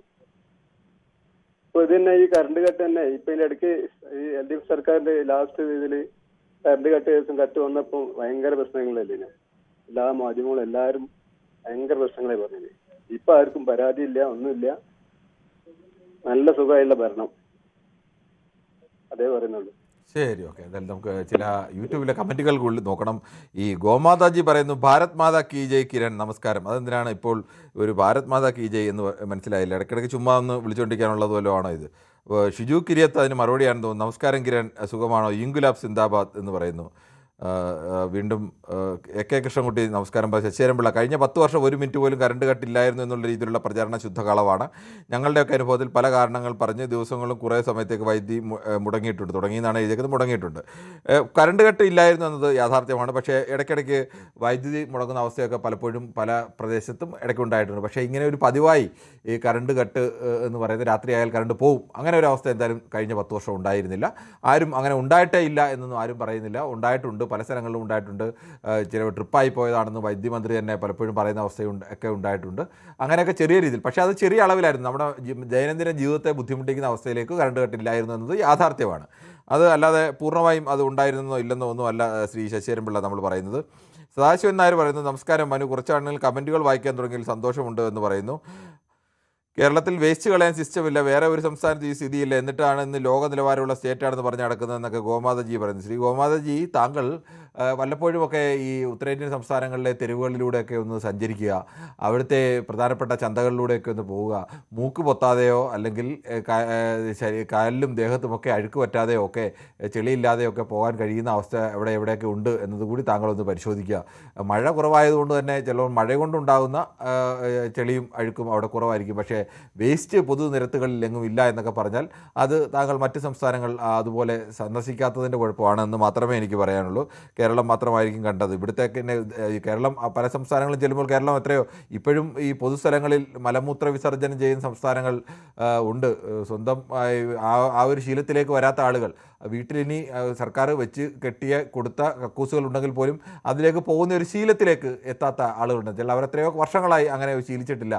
അങ്ങനെയൊക്കെയുള്ള ആളുകൾ ഇപ്പോഴും ഉത്തരേന്ത്യയിലുണ്ട് എന്ന യാഥാർത്ഥ്യം കൂടി താങ്കൾ മനസ്സിലാക്കണം. കേരളത്തെക്കുറിച്ച് കുറ്റം പറയുമ്പോൾ മറ്റ് സംസ്ഥാനങ്ങളെയൊക്കെ അപേക്ഷിച്ച് മെച്ചപ്പെട്ട സംസ്ഥാനം തന്നെയാണ് കേരളം എന്ന് പറയേണ്ടി വരും. എന്ന് കരുതി ഇവിടെ എല്ലാം പൂർണ്ണമാണ് എന്നൊന്നുമല്ല പറയുന്നത്. ഇവിടെയും ഒരുപാട് കുഴപ്പങ്ങളുണ്ട്. 3-4 LED ബൾബുകളും 2-3 ഫാനും മധുരം മാത്രം വർക്ക് ചെയ്യുന്ന വീടുകൾക്ക് പോലും മാണിക്യം ബില്ലാണ് വന്നുകൊണ്ടിരിക്കുന്നത്. അതിൻ്റെ കാരണം വലിയ തുകയ്ക്ക് വൈദ്യുതി വാങ്ങിയതാണെന്നാണ് പറഞ്ഞിരിക്കുന്നതെന്ന് ശശിധരൻപിള്ള പറയുന്നു. എനിക്കൊന്ന് വീണ്ടും ഉപനേതാവ് ചർച്ചയിലേക്ക് നമുക്ക് തൽക്കാലം അത് വായിക്കാൻ നിർവാഹമില്ല. ഇതിൽ നിന്നും മലയാളി ഒരു കാര്യം മനസ്സിലാക്കണം, ആര് ഭരിച്ചാലും കോരന് കഞ്ചി കുമ്പിളിൽ തന്നെ എന്ന് സുനിൽകുമാർ പറയുന്നു. പ്രമോദ് നാട് പറയുന്നു, ഭരണപരാജയം തന്നെ, ടാറ്റയും ടാറ്റ പറഞ്ഞു എന്ന് പറയുന്നു. ഇന്ന് ടാറ്റയെക്കുറിച്ച് മുഖ്യമന്ത്രി പറഞ്ഞ അഭിപ്രായം അവരുടെ പ്രതികരണം വെച്ച് പറഞ്ഞാണെന്ന് തോന്നുന്നു. ഭരണമാറ്റത്തിന് വേണ്ടി എല്ലാ ഉടായ്പകളും സംഘം ചേർന്ന് ആക്രമണം തുടങ്ങിയിട്ടുണ്ട്. തൊട്ടതും പിടിച്ചതും സർവത്ര കുറ്റം തന്നെ, ഇനി ഓരോ ദിവസവും കൂടിക്കൊണ്ടുവരുമെന്ന് ശശിധരൻപിള്ള പറയുന്നു. ശശിധരൻപിള്ള അങ്ങനെ ഭരണമാറ്റത്തിന് വേണ്ടി ഒരു സർക്കാരിനെ ഇപ്പോൾ ഇങ്ങനെ കുറച്ച് കുറ്റം പറഞ്ഞതുകൊണ്ട് സർക്കാർ മാറും എന്നുള്ള അവസ്ഥയൊന്നും ആരും പ്രതീക്ഷിക്കുന്നില്ല. അതിന് പ്രതിപക്ഷം പോലും ഒരിക്കലും അങ്ങനെ പ്രതീക്ഷിക്കുന്നില്ല. ഇത്രയും വലിയ ഭൂരിപക്ഷത്തോടുകൂടി സർക്കാരിന് മുന്നോട്ട് പോകണമെങ്കിൽ ആ സർക്കാരിനുള്ളിൽ എന്തെങ്കിലും വലിയ പ്രശ്നം ഉണ്ടാകണമല്ല. ഇതൊന്നും കൊണ്ടൊരു സർക്കാരും തകർന്ന് വീഴില്ല എന്നത് 100% ഉറപ്പാണ്. അത് പക്ഷേ വീഴ്ചകൾ വന്നാൽ വീഴ്ചകൾ ചൂണ്ടിക്കാണിക്കാതിരിക്കാൻ കഴിയില്ലല്ലോ. മുഹമ്മദ് മഞ്ചേരി കറണ്ട് ഉപയോഗിക്കാറില്ല, അതെന്താണെന്ന് കൂടി അദ്ദേഹത്തിന് അറിയില്ല എന്നൊക്കെ ശശിധരൻപിള്ള പറയുന്നു. പവർ കട്ടില്ലാത്ത കേരളം എന്ന് ഇലക്ഷൻ കാലത്ത് വീമ്പടിച്ചത് മതിയായിരുന്നു, മഴ കുറഞ്ഞാൽ കട്ടപ്പോകാം, നമ്മളിന്നും പഴയ കാലത്ത് തന്നെ ബദൽ മാർഗം കാണേണ്ട കാലം എന്നേ കഴിഞ്ഞു എന്ന് സുനിൽകുമാർ പറയുന്നു.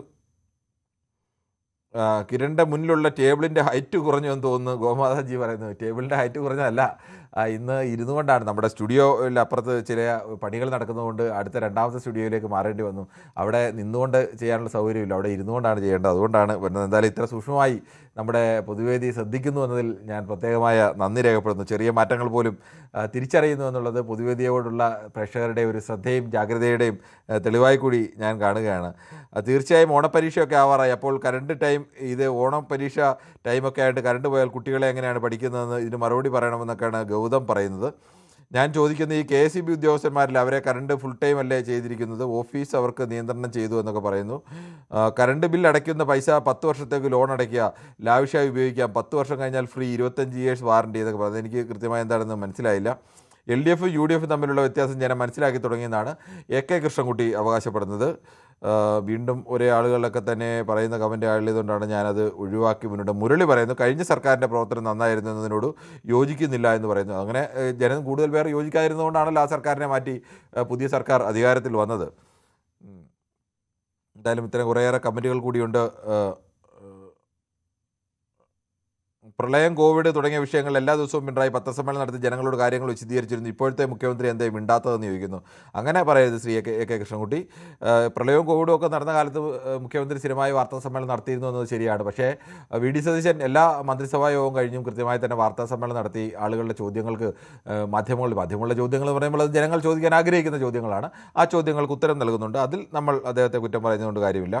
മഴ കുറഞ്ഞത് തന്നെയാണ് യഥാർത്ഥ പ്രശ്നം. വെറുതെ രാഷ്ട്രീയ വിമർശനമല്ല വേണ്ടത്. ഇതിൻ്റെ പരിണത ഫലം കൃഷിനാശവും കുടിവെള്ളക്ഷാമവും ആവും എന്നും ശിവജി ചൂണ്ടിക്കാണി. അതുതന്നെയാണ് ഏറ്റവും പ്രധാനം.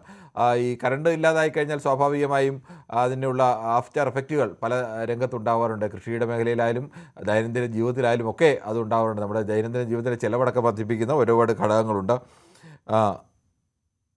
എന്തായാലും ഇത്ര കുറേയേറെ കമൻറ്റുകൾ കൂടി എന്തായാലും ഉണ്ട്. നമുക്ക് ഈ കമൻറ്റുകളിലേക്കും ബാക്കി ചർച്ചകളിലേക്കും ഒക്കെ മടങ്ങി വരാം ഒരു ചെറിയ ഇടവേളയ്ക്ക് ശേഷം. കേരളത്തിൽ ഇപ്പോൾ വരാനുള്ള കാരണം എന്താണ്? ആരാണ് ഇതിന് ഉത്തരവാദി? കഴിഞ്ഞ സർക്കാർ മുൻകരുതൽ എടുക്കാതിരുന്നതാണോ? ഈ സർക്കാർ വന്നിട്ടും അവർക്ക് അതിന് പരിഹാരം കാണാൻ കഴിയാത്തതാണോ? ഈ വിഷയമാണ് ചർച്ച ചെയ്യുന്നത്. രാധാകൃഷ്ണനാണ് വൈറ്റിലയിൽ നിന്നും. ശ്രീ രാധാകൃഷ്ണൻ, ഇന്നിപ്പോൾ വൈദ്യുതി മന്ത്രി സണ്ണി ജോസഫ് പറയുന്നത് 4 രൂപ 92 പൈസയ്ക്ക് കിട്ടിയിരുന്ന വൈദ്യുതിയുടെ കരാർ കഴിഞ്ഞ KSEBിയുടെ കഴിഞ്ഞ സർക്കാരിൻ്റെ കാലത്ത് KSEB റദ്ദാക്കിയതാണ് ഇപ്പോഴത്തെ ഈ പ്രതിസന്ധിക്ക് കാരണം എന്നൊക്കെയാണ്. കഴിഞ്ഞ സർക്കാരിൻ്റെ നിലപാടാണോ ഈ പ്രതിസന്ധിക്ക് കാരണം, അതോ ഈ സർക്കാരിന് പരിഹാരം കാണാൻ കഴിയാത്തതാണോ? രണ്ടുമുണ്ട്. കഴിഞ്ഞ സർക്കാരിനും ഇതിനൊരു ഇതുണ്ട്, അതുപോലെ തന്നെ ഇപ്പൊ വന്ന സർക്കാരിനും. കാരണം ഉപയോഗം കൂടുതലാണ്. ഉപയോഗം കൂടുതലെന്ന് പറഞ്ഞാൽ ഗ്യാസിന്റെ ഒക്കെ ഒരു ഇത് വന്നു കഴിഞ്ഞപ്പോ തന്നെ ഹോട്ടലുകൾ വരെയും ഈ മറ്റേ ഇലക്ട്രിക് ഇതാക്കി. എന്ന് പറഞ്ഞ പോലെ ഇൻഡക്ഷൻ കുക്കർ ഒക്കെ വീടുകളിൽ ഉപയോഗിക്കാൻ തുടങ്ങി. ആളുകൾക്ക് പേടിയായി, ഇനിയും കിട്ടാനുണ്ട്. രണ്ടാമത് യുദ്ധം തുടങ്ങിയപ്പോൾ ആളുകൾക്ക് പേടിയായി. കാരണം അങ്ങനെ ഉപയോഗം വളരെ കൂടുതലാണ്. പിന്നെ ഇതിന് നമ്മൾ നോക്കിക്കഴിഞ്ഞാൽ ഈ സർക്കാർ ഓഫീസുകളിൽ ചെന്ന് കഴിഞ്ഞാൽ ഫാൻ കിടന്ന് കറങ്ങണാണ്, സീറ്റേൽ ആളുണ്ടാവൂല. അതിങ്ങനെ കിടക്കും. നമ്മളവിടെ വെയിറ്റ് ചെയ്താൽ ആ ഫാൻ മാത്രം കറങ്ങല്ല. ഇപ്പൊ ഒരു എന്ന് പറയുള്ളൂ. ഫാൻ ഇവര് സ്വിച്ച് ഇട്ട് കഴിഞ്ഞാൽ പിന്നെ ഓഫ് ചെയ്യുന്ന പരിപാടിയില്ല. അത് പോലീസ് സ്റ്റേഷനാണെങ്കിൽ ഇത് തന്നെയാണ് കേസ്. പോലീസ് സ്റ്റേഷൻ, കടമ്പ്ര പോലീസ് സ്റ്റേഷനിലൊക്കെ ചെന്ന് കഴിഞ്ഞാൽ ആ നേരെ കയറി വന്ന വഴിക്ക് ഒരു SI ഇരിക്കുന്നുണ്ട്. ആ റൂമിൽ ഫുൾ ടൈം ഇങ്ങനെ കറങ്ങി കിടക്കും ഫാനൊക്കെ. ഇത് ഇവരൊന്നും ഓഫ് ചെയ്യണ പരിപാടിയൊന്നുമില്ല. ഇവർക്കൊന്നും യാതൊരു ഇതുമില്ല. അവിടെ കറങ്ങും, പോയാൽ മാറ്റിയിടും. ഇത് തന്നെയാണ് പരിപാടി. സ്വിച്ച് ഓഫ് തൊടണ പരിപാടിയൊന്നുമില്ല. പിന്നെ മിക്കയിടത്തും സ്വിച്ചും ഒക്കെ കംപ്ലൈന്റും ഒക്കെ ആയിട്ട് ഇങ്ങനെ കിടക്കണായിരിക്കും. അപ്പൊ ഇതിലൊക്കെ കുറെ ഇതില്ലാണ്ട് നോക്കിയിട്ട് കാര്യമില്ല. പിന്നെ വീടുകളിൽ ഉപയോഗം എന്ന് പറഞ്ഞാൽ ഇപ്പൊ കഴിഞ്ഞ സർക്കാരിന്റെ കാലത്തും കട്ടൊക്കെ ഉണ്ടായിരുന്നു. പിന്നെ പവർ കട്ടൊന്നും പറഞ്ഞിട്ടില്ല. ഇപ്പൊ സമയത്തിന് പവർ കട്ട് ഇപ്പൊ 2 പ്രാവശ്യമൊക്കെ കട്ടാവുന്നുണ്ട്. 2 പ്രാവശ്യമൊക്കെ കട്ട് ചെയ്യുന്നുണ്ട്. അപ്പൊ അത് വളരെ ഇത് തന്നെ. ഇപ്പൊ മഴയും കുറവാണ്. മഴ കുറഞ്ഞുകൊണ്ട് ഇനിയും നമ്മൾ എങ്ങനെ വരുമെന്ന് അറിയാം. ഇപ്പൊ ഈ കരാറ് വെച്ചിട്ടുണ്ട്, വെക്കണുണ്ട്. അത് എന്ന് നടപ്പാവും, എങ്ങനെ നടപ്പാവും എന്നുള്ളതൊന്നും യാതൊരു ഇതൊന്നുമില്ല. പറച്ചില് മാത്രമാണ്. നമുക്കൊരു വ്യക്തതയൊന്നും ആർക്കും കിട്ടിയിട്ടൊന്നുമില്ല. അപ്പൊ ഇങ്ങനെ തന്നെയാണ് ഇത് പോണെങ്കിൽ, മഴയും കുറവാണെങ്കിൽ നമ്മൾ ഇരുട്ടിലേക്ക് പോകാൻ സാധ്യത ചെയ്യണോ എന്നുള്ളതും കൂടി നമ്മൾ നോക്കണം. കുടിക്കാൻ തന്നെ വെള്ളം കിട്ടാത്ത അവസ്ഥയിൽ നിന്ന്. അപ്പോഴാണ് ഇങ്ങനെ ഒരു ഇത്. പക്ഷെ ഇതൊരു നിർദ്ദേശം കൊടുക്കേണ്ടത് സർക്കാർ. പാവം ജനങ്ങളെയൊന്നും പറഞ്ഞിട്ട് കാര്യമില്ല. സർക്കാർ ഉദ്യോഗസ്ഥന്മാര് നമ്മുടെ നികുതിപ്പണം മേടിച്ചിട്ട് അവര് ദൂത്തടിക്കണേണ് അവിടെ ഇരുന്ന്. അപ്പൊ അത് എന്തായാലും എല്ലാ ഓഫീസിലും ഉണ്ട് ഇത്. ഏത് ഓഫീസിൽ കയറി ചെന്നാലും കാണാം നമുക്ക്. ആ രീതിയല്ല. നമ്മൾ വീട്ടില് ഇപ്പൊ ഉപയോഗത്തിന് ഫാൻ ഇട്ട് കഴിഞ്ഞാൽ എഴുന്നേറ്റ് പോകുമ്പോൾ അല്ലെങ്കിൽ കുറച്ച് കഴിയുമ്പോൾ നമ്മൾ ഓഫ് ചെയ്യും, ഇത് ചെയ്യും. ഇത് പല സ്ഥലങ്ങളിൽ AC വരെയും അങ്ങനെ കിടക്കണേ. AC ഓഫീസ് വരെ അല്ല, അത് വരും ദുരുപയോഗം ചെയ്യുന്നതാണ്. അപ്പൊ ഇതിനകത്തൊക്കെ ഒരു മാറ്റം തന്നെ ഒന്ന്. ഈ ഇലക്ട്രിക് വണ്ടികളുണ്ട്. ഇലക്ട്രിക് വണ്ടി ഇപ്പൊ എല്ലാവരും രാത്രിയൊക്കെ കുത്തിയിടും. ഇലക്ട്രിക് വണ്ടികൾ എടുത്തേക്കണം. അവർ പെട്രോളിന്റെ പ്രശ്നം കൊണ്ട് അങ്ങനെയും വരും. ഇപ്പോൾ ഇലക്ട്രിക് വാഹനങ്ങൾ സ്വാഭാവികമായും ആളുകൾ വൈകുന്നേരം വന്നായിരിക്കും കുത്തിയിടുന്നത്. അതൊക്കെ അവർക്ക് ഒരു പരിധിക്കപ്പുറമൊക്കെ ഒഴിവാക്കാനൊക്കെ പ്രയാസമായിരിക്കും പലപ്പോഴും. സർക്കാർ അങ്ങനെ പറഞ്ഞാലും ആളുകൾ അവരുടെ പ്രായോഗികത കൂടി പരിഗണിച്ചായിരിക്കും തീരുമാനങ്ങളൊക്കെ എടുക്കുക. ചന്ദ്രൻ നായരാണ് തിരുവനന്തപുരത്ത്. ശ്രീ ചന്ദ്രൻ നായർ, താങ്കൾക്ക് എന്ത് തോന്നുന്നു? എന്തായാലും കേരളത്തിന് ശീലമില്ലാതിരുന്ന ഒരു കറണ്ട് കട്ടിലേക്ക് കേരളം ഇപ്പോൾ എത്തപ്പെടുകയാണ്. ആരാണ് ഇതിന് ഉത്തരവാദി? പുതിയ പദ്ധതികളും എത്രയോ നാളായിട്ട് കൊണ്ടുവരുന്നില്ല. പ്രധാനമായിട്ടെന്ന് വെച്ചാൽ ബിജു പ്രഭാകർ എന്താണെന്ന് വെച്ചാൽ അതിന്റെ ചെയർമാനായിട്ടിരുന്ന സമയത്ത് റെഗുലേറ്ററി കമ്മിറ്റി എന്ന് വെച്ചാൽ ഒരു പൊതുപരിപാടി വെള്ളയമ്പലത്ത് വെച്ചപ്പോൾ അവിടെ പോയിട്ട് ഞാൻ ചോദിച്ചപ്പോൾ പറഞ്ഞു ഫണ്ടില്ല. ഇലക്ട്രിസിറ്റി ബോർഡിന് പുതിയ പദ്ധതിക്ക് ഫണ്ടില്ല. സർക്കാർ എന്ന് വെച്ചാൽ ഫണ്ട് തരുന്നുമില്ല. ഈ സാഹചര്യത്തിൽ ഇങ്ങനെ പോകാനേ പറ്റുള്ളൂ എന്നുള്ള രീതിയിൽ അങ്ങേര് പരസ്യമായിട്ട് പറഞ്ഞു. പ്രധാനമായിട്ടും സാർ നമുക്കിപ്പോ എന്ന് വെച്ചാൽ വെള്ളം ഇല്ലാത്ത സ്ഥലമായ, ശരിക്കും പറഞ്ഞാൽ പുഴകളോ ഒന്നും ഇല്ലാത്ത സ്ഥലമായ തമിഴ്നാട്ടിൽ അവരെന്താന്ന് വെച്ച് കഴിഞ്ഞാല് കാറ്റാടി യന്ത്രത്തിൽ നിന്ന് വൈദ്യുതി ഉണ്ടാക്കി 200 യൂണിറ്റ് വരെ ഓരോ കുടുംബം ഒന്നിന് ഫ്രീ ആയിട്ട് കൊടുക്കുന്നു. സാർ അത് നമുക്ക് ഇവിടെ നടപ്പിലാക്കാൻ പറ്റും സാർ. നമുക്ക് ആവശ്യമുള്ള മലയുണ്ട്, പിന്നെ എന്താന്ന് വെച്ച് കഴിഞ്ഞാൽ കടൽ ഉപജീവനശീലമുണ്ട്. പക്ഷെ ഇതിനൊന്നിനും തന്നെ ഫണ്ടില്ല. ഈ അവസ്ഥയിലാണ് സാർ മുമ്പോട്ട് പോകുന്നത്. ഇലക്ട്രിസിറ്റി ബോർഡ് അല്ലെങ്കിൽ ഇലക്ട്രിസിറ്റി കമ്പനി അല്ലെങ്കിൽ സർക്കാർ ഇതിനകത്തൊരു മാറ്റം വരുത്തിയിട്ട് പുതിയ നമ്മുടെ ഇവിടെ കാറ്റാടി ഉപയോഗിച്ച് ഇനി സൗകര്യമുണ്ട്. ശ്രീ ചന്ദ്രൻ നായർ, നമുക്ക് കാറ്റാടി ഉപയോഗിച്ച് കേരളത്തിൽ കറണ്ട് ഉണ്ടാക്കുന്നതിന് പറ്റുന്ന കുറച്ച് സ്ഥലങ്ങളൊക്കെ ഉണ്ട്. പക്ഷേ അതിനപ്പുറത്തേക്ക് അതൊരു വ്യാപകമായി കേരളത്തിലൊരു ബദൽ മാർഗമായി എടുക്കാൻ പറ്റുന്ന ഒരു ഭൂപ്രകൃതിയുള്ള സ്ഥലമല്ല കേരളം. അത് പല തവണ ശാസ്ത്രീയമായ പരീക്ഷണങ്ങളൊക്കെ നടത്തിയിട്ട് കാറ്റാടി യന്ത്രം വയ്ക്കുന്നതിനെ പറ്റി പഠിക്കാൻ പോയതാണ് അദ്ദേഹം. എവിടെയാണ്? കടൽ തീർത്ത് വെച്ച് കഴിഞ്ഞാൽ തീർച്ചയായിട്ടും ഇത് കറങ്ങുകയും വൈദ്യുതി കിട്ടുകയും. സാർ ഫണ്ട് വേണം സാർ. അതിന് നല്ല ഫണ്ട് ഉണ്ടെങ്കിൽ മാത്രമേ. ഇവിടെ ഇലക്ട്രിസിറ്റി ബോർഡിന് ഫണ്ടില്ല, സർക്കാരിനും ഫണ്ടില്ല. അപ്പോ ഇപ്പൊ വന്ന പ്രശ്നം എന്ന് പറയുമ്പോൾ സാർ നേരത്തെ പറഞ്ഞതുപോലെ തന്നെ എന്ന് വെച്ചാൽ 1-2 കരാറുകൾ അവിചാരിതമായിട്ട് ഉദ്യോഗസ്ഥന്മാരുടെ തെറ്റുമൂലം 1-2 കരാറുകൾ നഷ്ടപ്പെട്ടു. ഇപ്പൊ നിലവിൽ എന്താണെന്ന് വെച്ചാൽ അവർ ചോദിക്കുന്ന പൈസ കൊടുത്ത് കറണ്ട് വാങ്ങുന്ന അവസ്ഥയാണ് ഇപ്പോഴത്തെ അവസ്ഥ. അപ്പോ ഇപ്പോഴത്തെ സർക്കാർ എന്താന്ന് വെച്ചാൽ ഈ 12, 13, 15 രൂപയ്ക്ക് എന്ന് വെച്ചാൽ കറണ്ട് വാങ്ങാനായിട്ട് ഒരല്പം മടിക്കുന്നു. 2 രൂപ 3 രൂപയ്ക്ക് കൊടുക്കേണ്ടതായിട്ട് വരുവേ ഈ പൈസ കൊടുത്ത് വാങ്ങിച്ചു കഴിഞ്ഞാൽ. ഇങ്ങനെയുള്ള ബുദ്ധിമുട്ടുകളുണ്ട് സാർ. നമ്മൾ തന്നെ തനതായിട്ട് നമുക്ക് അതിനുള്ള സംവിധാനം ഉണ്ട് സാർ. അത് ചെയ്തേ പറ്റുള്ളൂ. ഇന്നല്ലെങ്കിൽ നാളെ ഇത് ചെയ്താൽ മാത്രമേ പിടിച്ചിരിക്കാൻ പറ്റൂ. കേരളത്തിനകത്തെന്ന് വെച്ചാൽ ഇപ്പൊ ഈ വരുന്ന ഓണക്കാലത്ത് എന്തായാലും നമുക്ക് മറ്റു പ്രശ്നങ്ങളിലേക്ക് കൂടി പോകേണ്ടതുണ്ട്. ശ്രീ മോഹനാണ്. മോഹനൻ ചോറ്റാനിക്കരയിൽ നിന്നാണ് വിളിക്കുന്നത്. ശ്രീ മോഹനൻ, താങ്കൾക്ക് എന്ത് തോന്നുന്നു? എന്തുകൊണ്ടാണ് ഇപ്പോൾ കേരളം ഇങ്ങനെ കരണ്ട് പോയി ഇരുട്ടത്തിരിക്കേണ്ട അവസ്ഥ ഉണ്ടാവുന്നത്? നമസ്കാരം കിരൺ. നമസ്കാരം.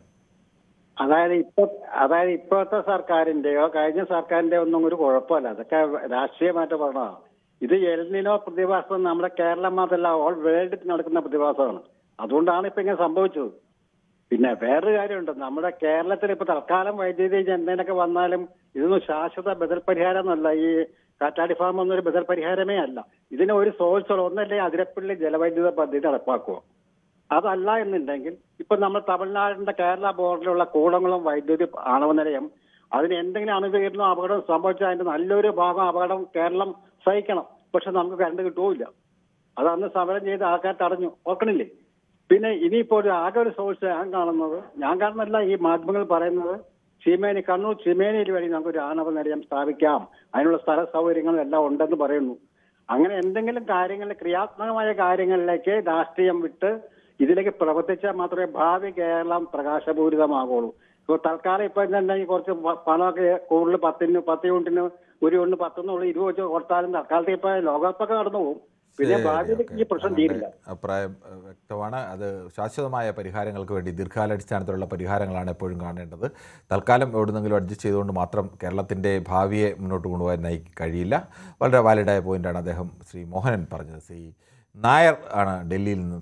ശ്രീ നായർ, താങ്കളുടെ എന്താണ് മുഴുവൻ പേര്? എന്റെ പേര് Narayanan. Good evening sir. Narayanan Nair എന്നാണ് എന്റെ പേര്. ശ്രീ നാരായണൻ നായർ, താങ്കൾക്ക് എന്ത് തോന്നുന്നു? എന്തുകൊണ്ടാവും കേരളത്തിന് ഇപ്പോൾ ഇങ്ങനെ ഒരു ഇരുട്ടിലേക്ക് നീങ്ങേണ്ട അവസ്ഥയുണ്ടായത്? സാറേ, കേരളത്തിലെ കറണ്ട് നമ്മൾ യഥാർത്ഥമായിട്ട് നോക്കിക്കഴിഞ്ഞു കഴിഞ്ഞാൽ യഥാർത്ഥമായിട്ട് കറണ്ടിന്റെ പ്രോബ്ലങ്ങൾ കൂടുതൽ ഉണ്ടാകേണ്ട കേരളത്തിലല്ല, ബാക്കിയുള്ള ഇന്ത്യയിലെ നോർത്ത് ഇന്ത്യയിലൊക്കെ ഒരുപാട് സംസ്ഥാനങ്ങളുണ്ട്. അവിടെയൊക്കെ ഭയങ്കര ചൂടും തണുപ്പും ഒക്കെ ഉള്ളതാണ്. പക്ഷെ എന്നാലും കേരളത്തിൽ ആവശ്യമായിട്ടുള്ള നമുക്ക് തെർമൽ പവറുള്ള കൂടുതലും നമ്മൾ മറ്റ് സംസ്ഥാനങ്ങളെ ആശ്രയിച്ചാണ് നമ്മൾ കറണ്ട് എടുക്കുന്നത്.